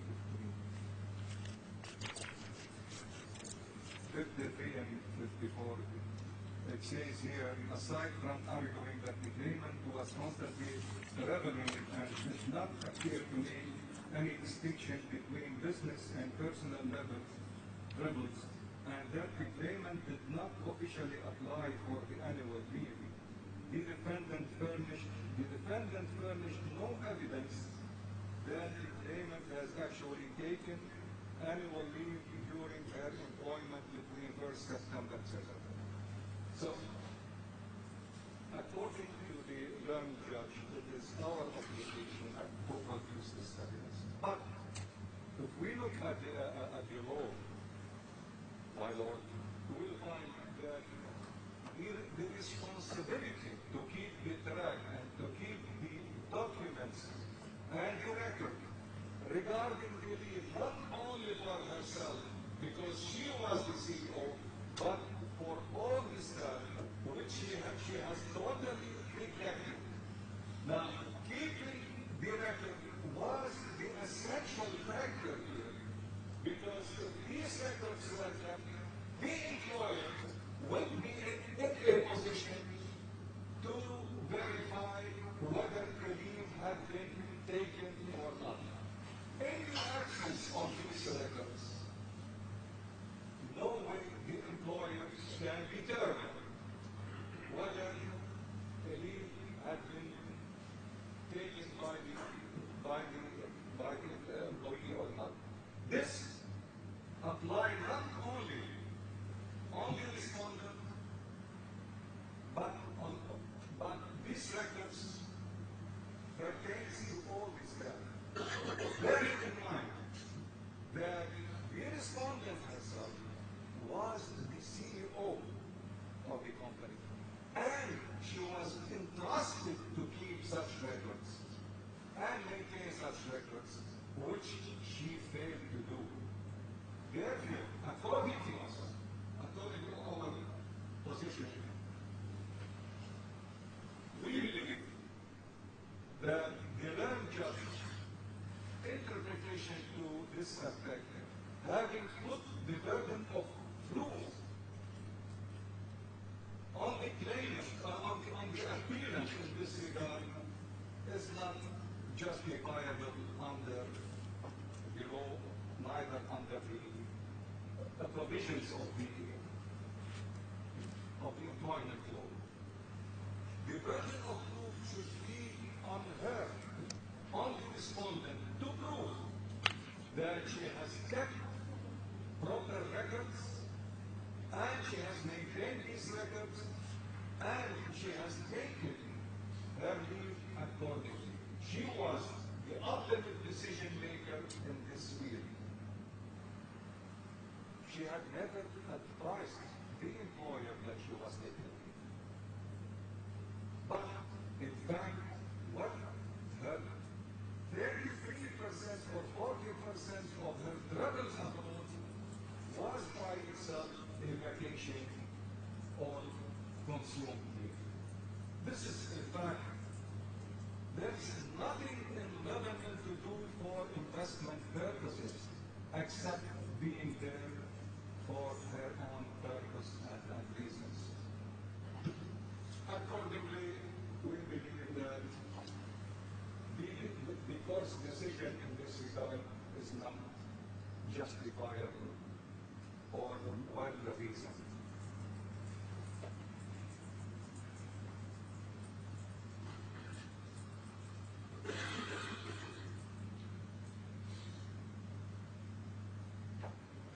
Actually, if we look at paragraph 51 of the judgment of the court of first instance, it says that the court found that the appealant did not provide proof that the respondent took annual leave.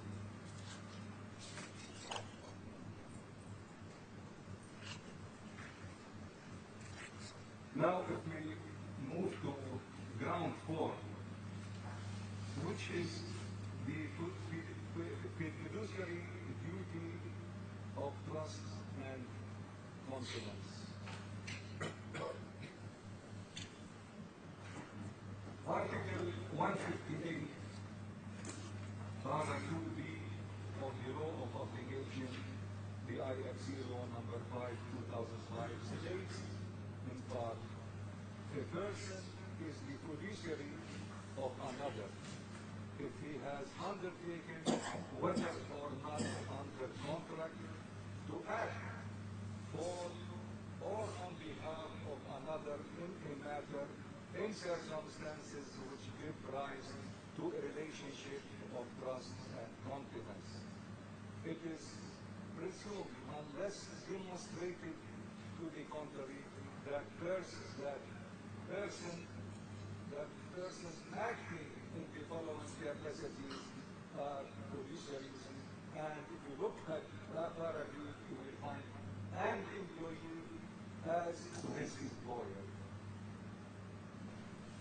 This, as we have referred to earlier, has been put to the court of first instance.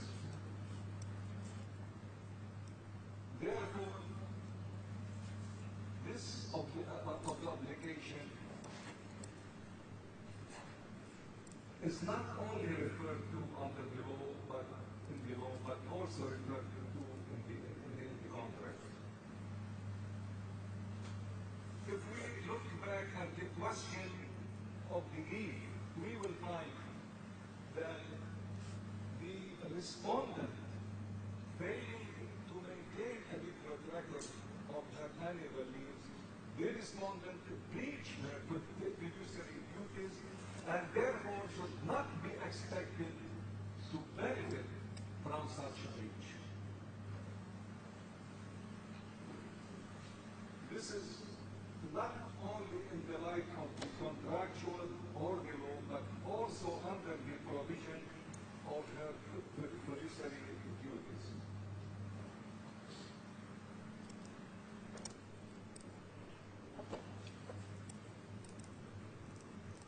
This is not the only breach of duties. There is many others which has been already put to the court during our presentations and memos produced.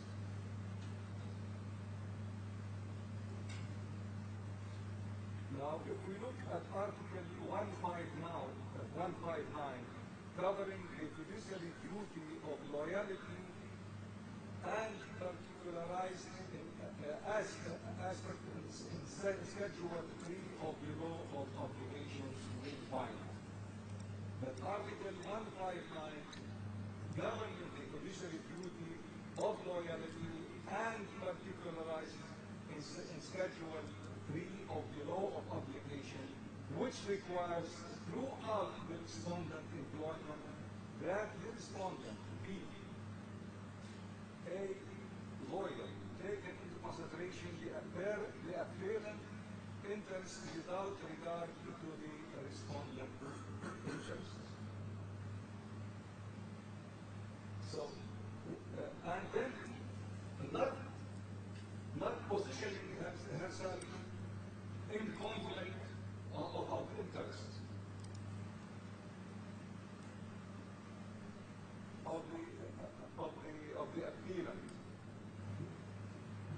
She is also under obligation that if this happens, if there was a situation of conflict of interest, she should have disclosed this to the appealant, which she did not do.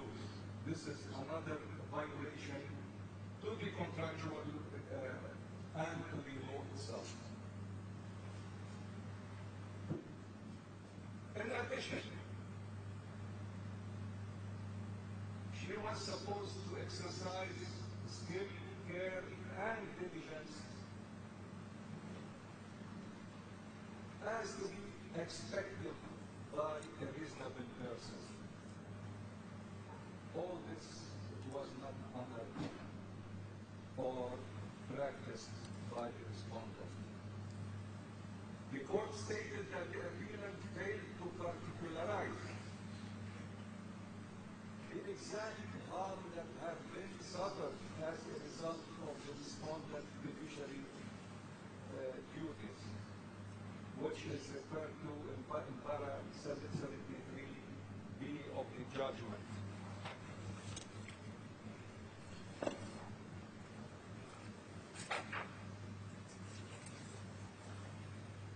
this I referred wrongly to the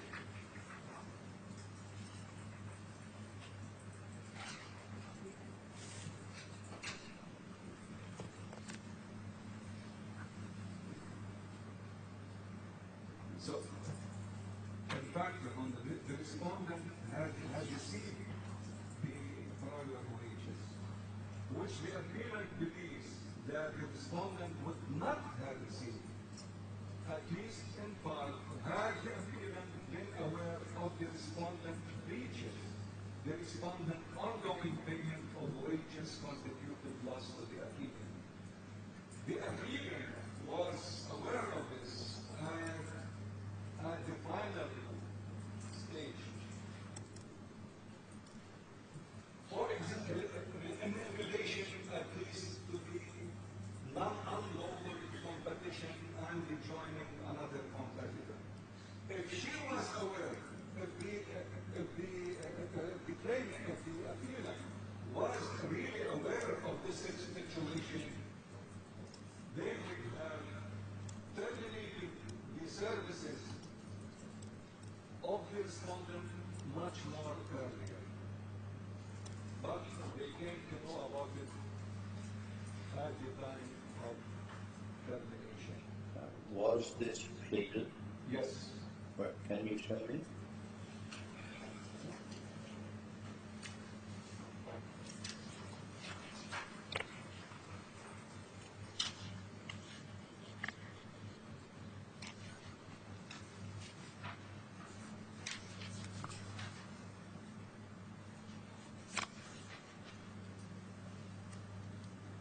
What you need to plead, I think.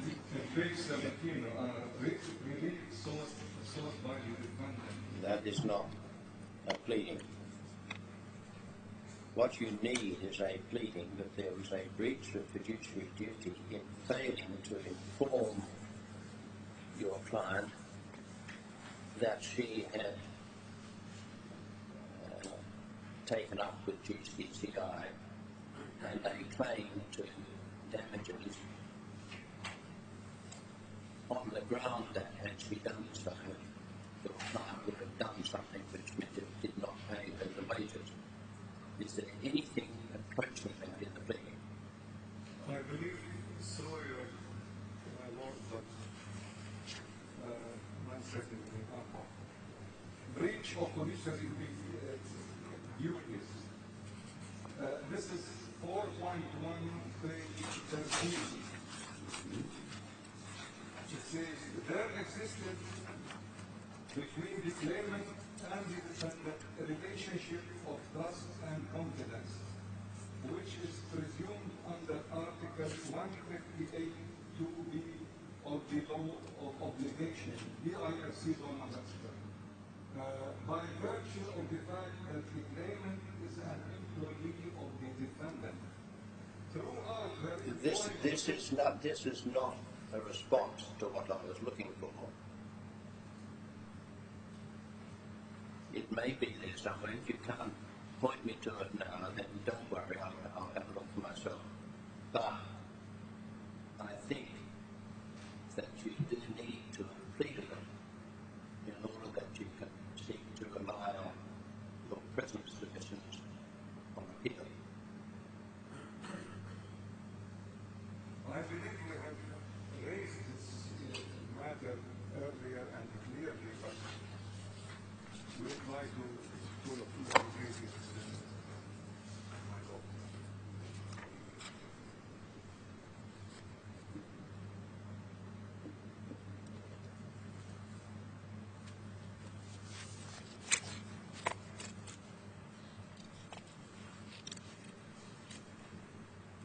In fact, the court of first instance reasoned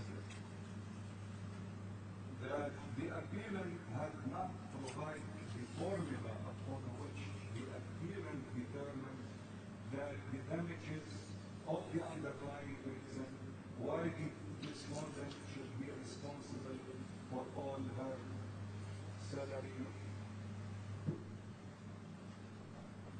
as a judgment. This is again in para 73D.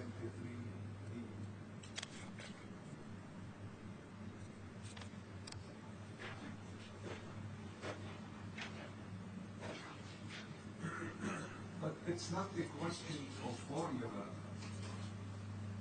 It's a question of fiduciary obligation.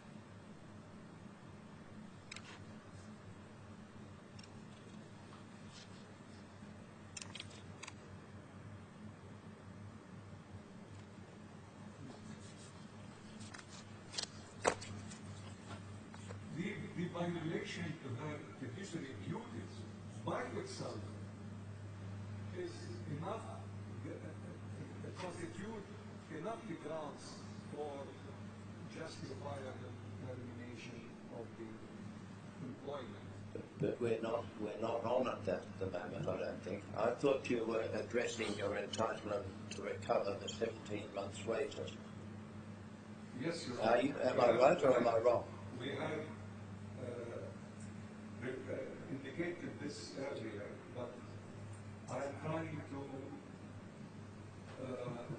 draw the attention of your lordship to the fiduciary, to the violation of the fiduciary duties as such, which is requirement under Article 159, which refers to the obligation of loyalty and particularized, and this has been particularized in Schedule 3 of the law of the Yes, I think that's about the fourth time you've said that, Mr. Khan. I think we need to move on. Try and make very clear to me, please, just what ground of appeal you are addressing, would you? In other words, what part of the judge's decision are you attacking? Identify that first. The judge's decision is that we are required to particularize the harm done as a result of the respondent failing to honor her obligation under her fiduciary duties. Now, what you are trying to say or to explain, Your Lordship, is that this is already in the law. The obligation of fiduciary duty, it's not to be... Let us assume that there was a breach of her fiduciary duty. The judge was saying, you haven't shown that the damages you suffered, the loss you suffered, was 17 months' worth of wages. That's what you've got to address. Yes. It's a question of, since her trying, it was, in our opinion, it was all planned. Since moment one of her joining the service of the applicant. It was done by bringing her own team along with the said team consists of persons who their role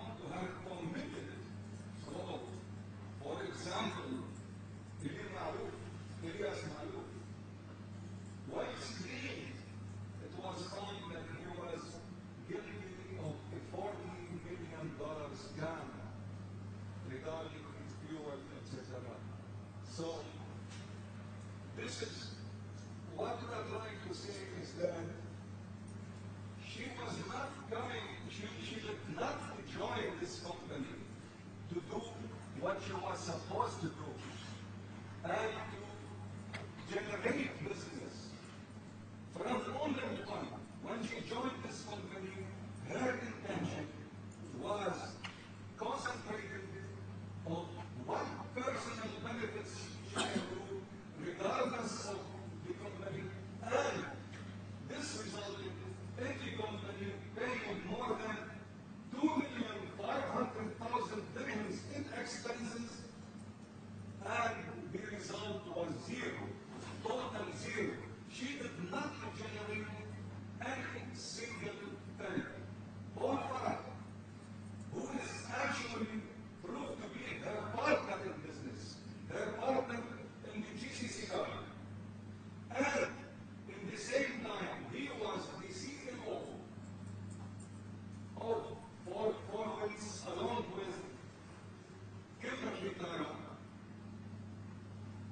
This was a complete team of people trying to take advantage and damage the interest of this company, and this was the result. The company was on the edge of closing up. So this is the damage. The damage continued, started from moment one, as from the joining date of this moment, and continued to the last moment. In fact, before this, or at the time of the expiry of the 6th month, which the respondent was not able to reach the target, not only not able to reach the target, but also the target was zero result. And that time, in order to maintain her position in the company, and in order to continue to utilize and benefit of this company, she came up with the mysterious Four Winds. The Four Winds, it's a multi-billion, as it shows on the net, it's a multi-billion, but actually, she did not introduce the record, possibly based, as Paul Farah answered during his cross-examination in the first instance. He said, yes, we have generated around 10 million dirhams of business from CII. If we look at the records, Your Lordship, these records, nothing in the records, and this was the property, this is a property of the company, which before she left, she has deleted every single entry on this letter. Hold on. I'm not sure whether you're going well beyond the evidence. We have mentioned all this earlier, but You might have mentioned it earlier. Take this as an example. Was there evidence that before she left, she deleted everything from the records? in fact, Yes or no? Was there? at that time there was no evidence. That, in that case, you should not be saying anything about it here. I think you are straying far beyond what is reasonably open to you to put to me. I understand your position. You say that she should not, you should be entitled to recover the 17 months' wages because right from the beginning she did nothing except feather her own nest. Is that it? Yes, Your Honor. Okay. Now you don't need to go on about it. I've got the point. Factuals which is beyond this. However, Your Honor,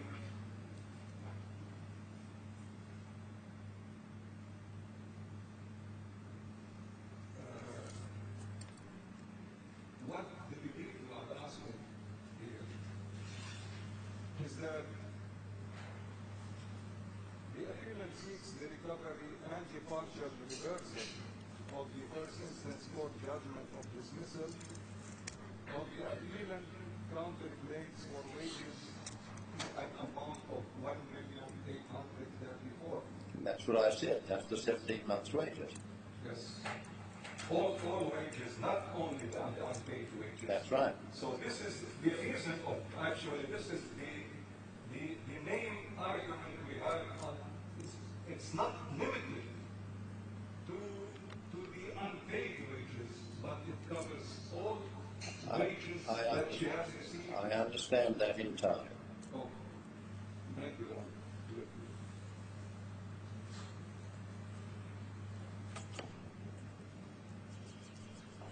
She came to know about all this actually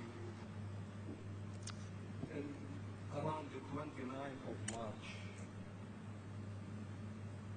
Because 29th of March 2010 was the time that the respondent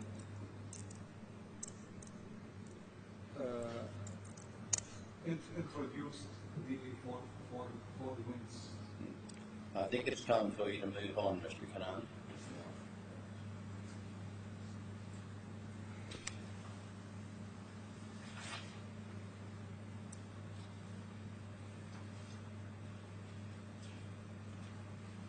And what we are trying to say, is that all these violations, inclusive of the producer, was justifiable to claim the refund of all wages under the law.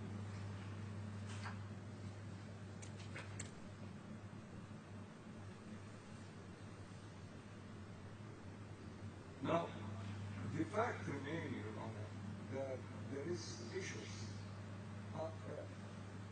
certain elements under the fiduciary duty which the respondent did not really honor. Let me just briefly say that when she signed the intermediation what are you addressing now? Have you moved on to a different matter? The instances regarding the penalty and fiduciary duties. No, but why? Is this in some manner in support of the claim to the 17 months' wages? Right. How? Because,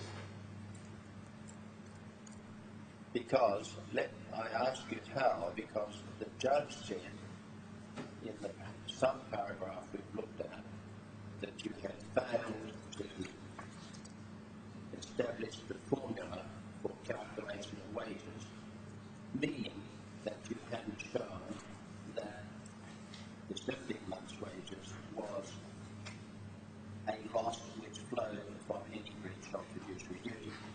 That's what you've got to challenge. Not that it doesn't help us to tell me more and more about why there was breach of fiduciary duty. My Lord, the only way under the control of the appealant to try to create or to show a formula here is to elaborate on the issues, No, it's on not. the damages. No, it's not. You have put one way of establishing a formula, that is by saying that the payment of wages followed from a course of conduct starting right at the beginning, namely that all she was interested in is feathering her own nest. That's one way you're submitting it could be done, and I have to decide whether that is something for which leave to appeal should be granted. Now, are there any other ways without going more and more into all the reasons you say there was breach of fiduciary duty?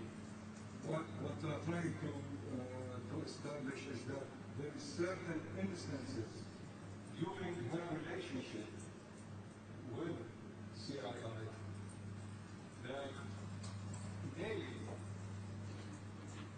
structure may establish the quantum and damages, and because of these damages, due to the actions committed or the failures committed by the respondent. Well, just take one of them. Say, the breach of fiduciary duty was so-and-so, and it caused damages of so-and-so. And I'll take these as your submissions. One example, my lord, is that at the end of the expiry of 6 months, she came up with the foreman's agreement. She did not disclose the terms of this agreement, but she advised the board that now we have a substantial and solid agreement that will generate and create business for CII. What happened is that this was not the case, but this was found at a later stage when she was under obligation and she has no other way but to disclose the terms of this agreement, and it was found that the reason for concluding this agreement is just to gain time and cause further damages to CII. So she was not, in fact, it's a continued series of failures, intentional failures to cause damage. This is the formula the appealant can come up with. We don't have any other way of quantifying these damages and linking these damages to the actions other than incidents that have been carried out through all the service. If we look at the intermediation agreement, we will find also that this agreement itself states clearly, which was not known to CII earlier, to the appealant, that the validity of this intermediation agreement was conditional for the respondent to remain the CEO of CII. This was a condition. So this condition say, okay, if you dismiss me from employment, then I'm going to harm your interests. I'm going to cancel the intermediation agreement with Congress. Whether it was a fictitious agreement or not, this is another issue. But the fact remains that her staying in the company remains conditional to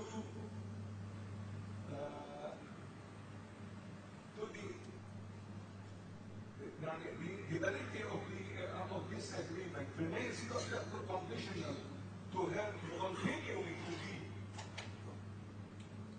to be the CEO of the company. This is where again shows the bad faith of the respondent, and that her intention was not to serve but to damage the interests and try to exploit the appealant to the last drop, whenever it is possible. Now, I understand the case you want to argue on appeal. Move on to something else, please.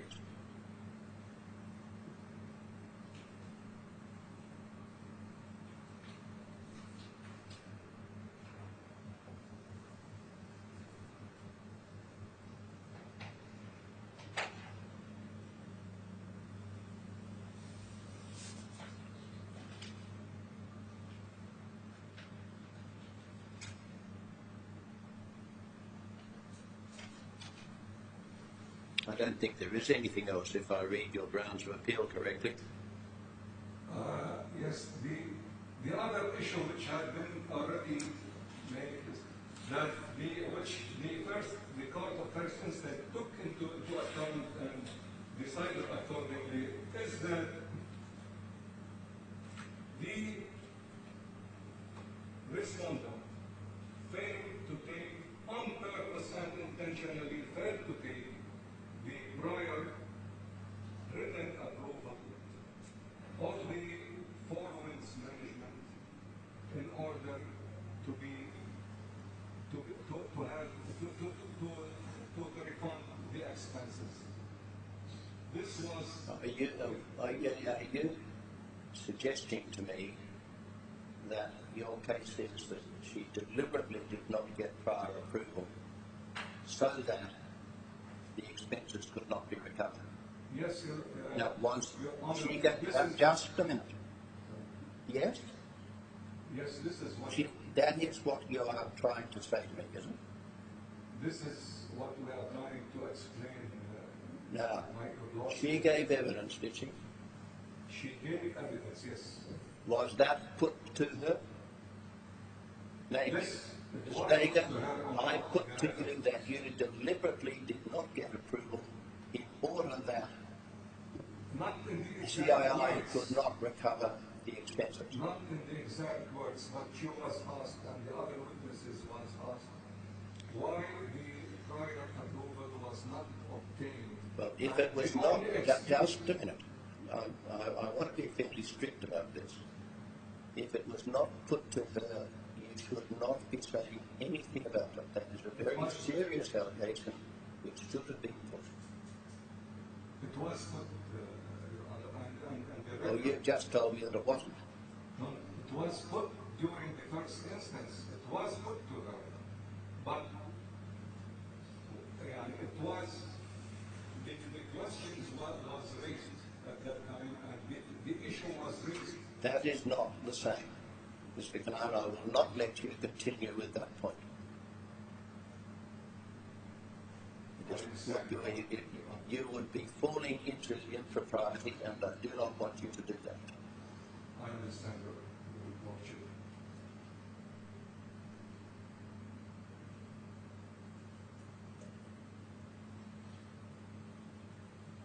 One other example is that she had employed people of her team and arranged for their residence. One of them as financial advisor. I've already told you that I understand the case you want to put. Now, is there anything else? For regarding our grounds of appeal, that's it, Your Honor. That's fine. However, if you would allow me to respond to the arguments that have been, or the grounds that have been put by my lawyer. I invited your response on one of those grounds, and I understand you have given me your response. So far as I went, That's it. that is all. Thank you. May I seek indulgence on raising a further matter? Yes. The matter is this. It goes to the question of relief, and I'm going to use my record to set up the particulars, the event particulars of the case that were brought to the judge, really in particulars, the tab 6. Whose relief, yours or theirs?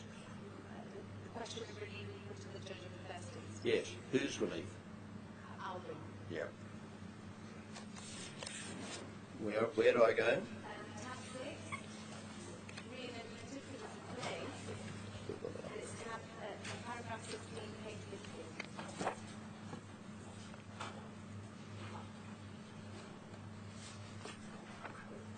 Yes. There are two sorts of claims made for relief in this case.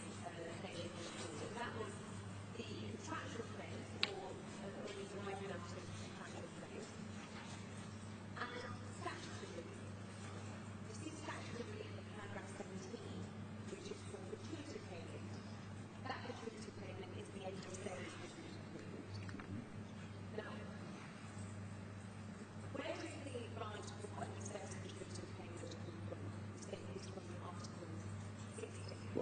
a minute. What's the question of relief that you want to raise with me? Well, it's sort of, well, to be fair then, my lord, may I put it this way? Maybe it's the second stand of the Article 64 chain, but it does tie into me because what we said is that if you look at Article 64, it provides an employee with an end of sales retreat payment. The claimant may claim that end of sales retreat payment. There is no reference to an end of sales retreat payment. And there is definitely no reason, not just in your decision, as to why an end of sales retreat payment was denied.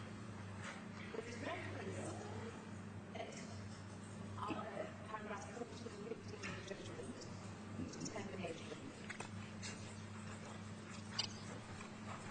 Is all this in connection with one of your grounds of appeal? Well, we say it would tie into the fifth ground of appeal, and that is where you can look at the question of reasoning. Just a minute.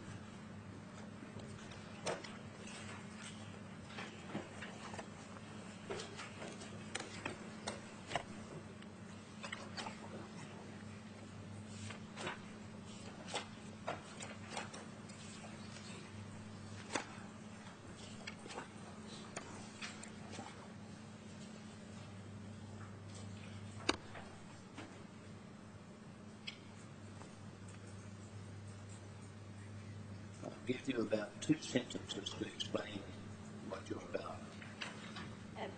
I'll try and encapsulate it in 2 sentences. The claimant may be paid for statutory relief under Article 60 for end of sales gratuity.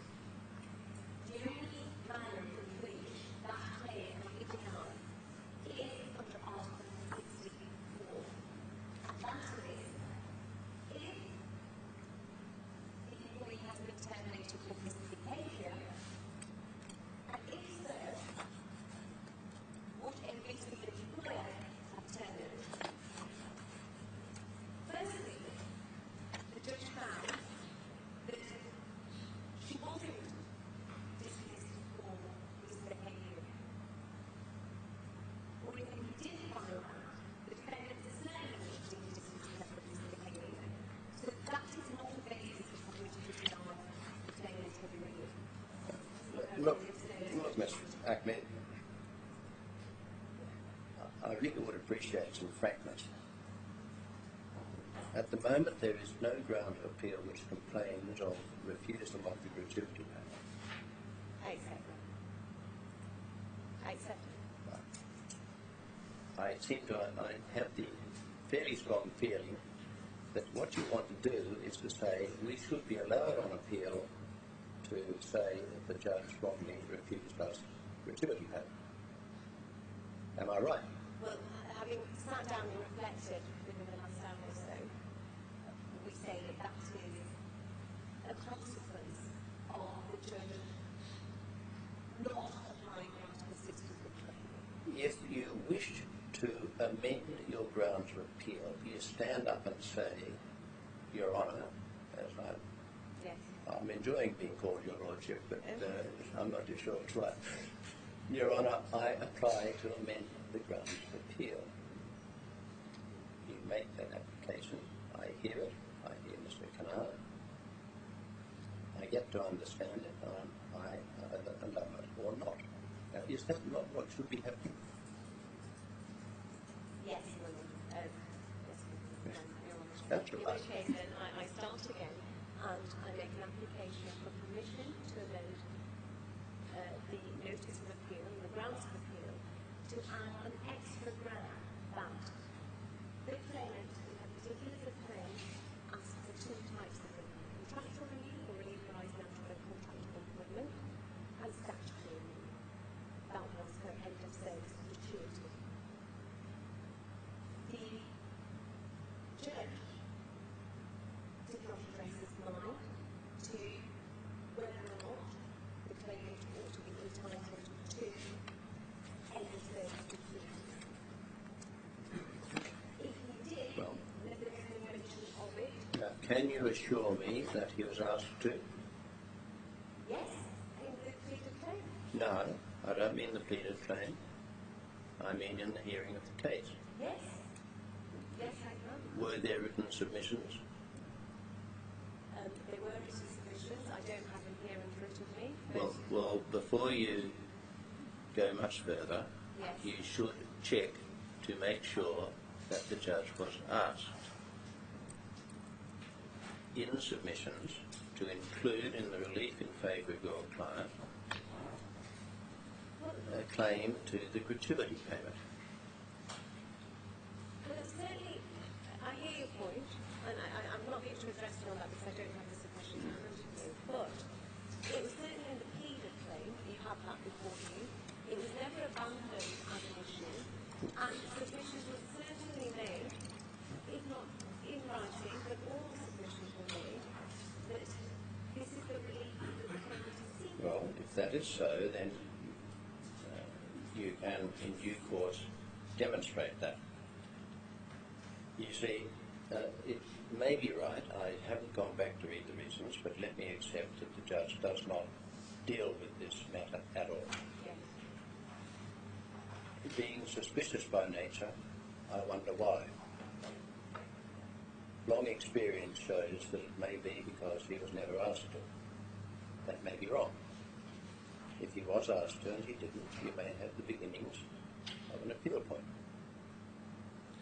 I think rather than deal with it now, when we are all in a state of semi-ignorance, and Mr. Canaan is certainly going to be taken by surprise by this, you should make an application to amend, put forward the ground of appeal, a draft ground of appeal, in precise terms.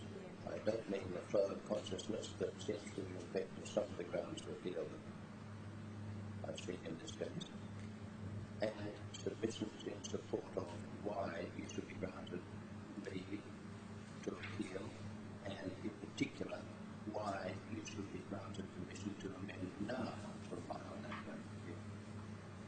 They're two different subjects, aren't they? Yes. You provide that. We'll come to a timetable. Mr. Canaan can respond to that by perhaps agreeing that leave should be given on the basis that it doesn't really harm him. He is quite content to deal with it on its merits. Or he may want to put submissions saying why leave should not be granted to amend to enter the ground of appeal. And he can also put in submissions as to why leave to appeal on that ground should not be granted.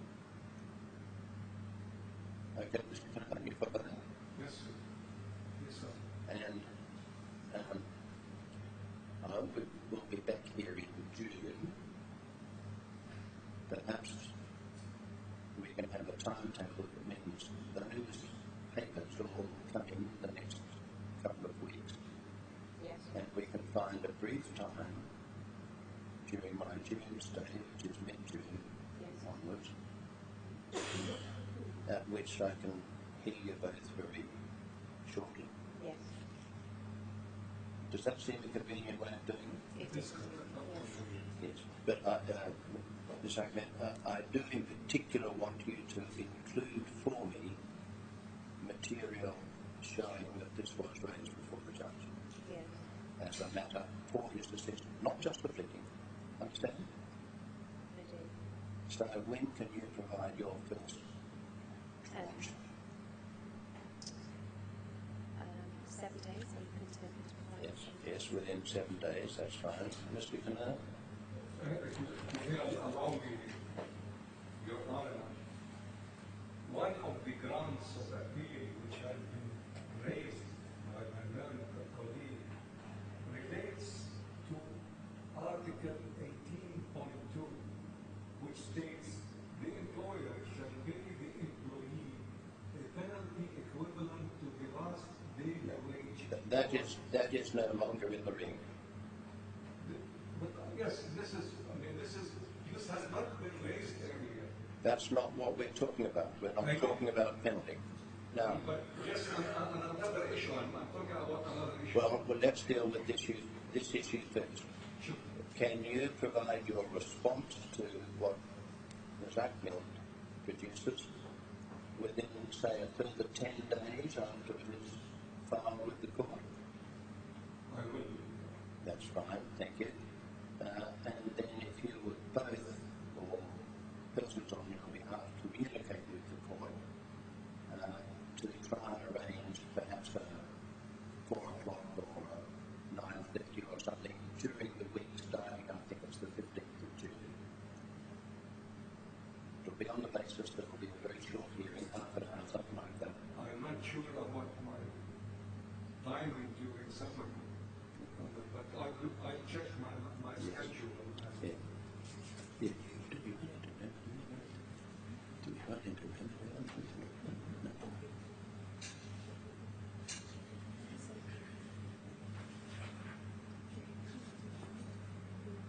Okay, we'll do that. Yeah, you sort that anyway. Yeah. You can, will it be you? Yes. Well, Miss Hayden here, she's the person who will sort out the time, so do that. She knows when I'll be here and knows better than I do what time I might have to be. Is that okay? I won't give a formal direction, but we understand that that's the timetable and that's what's wanted. Yes, we do 7 days, we'll overrun 10 days, and then we communicate to the court as the best available date, which there is the whole. You can communicate even now. You can do that while the pieces of paper are being produced. Yes, well, I'm content.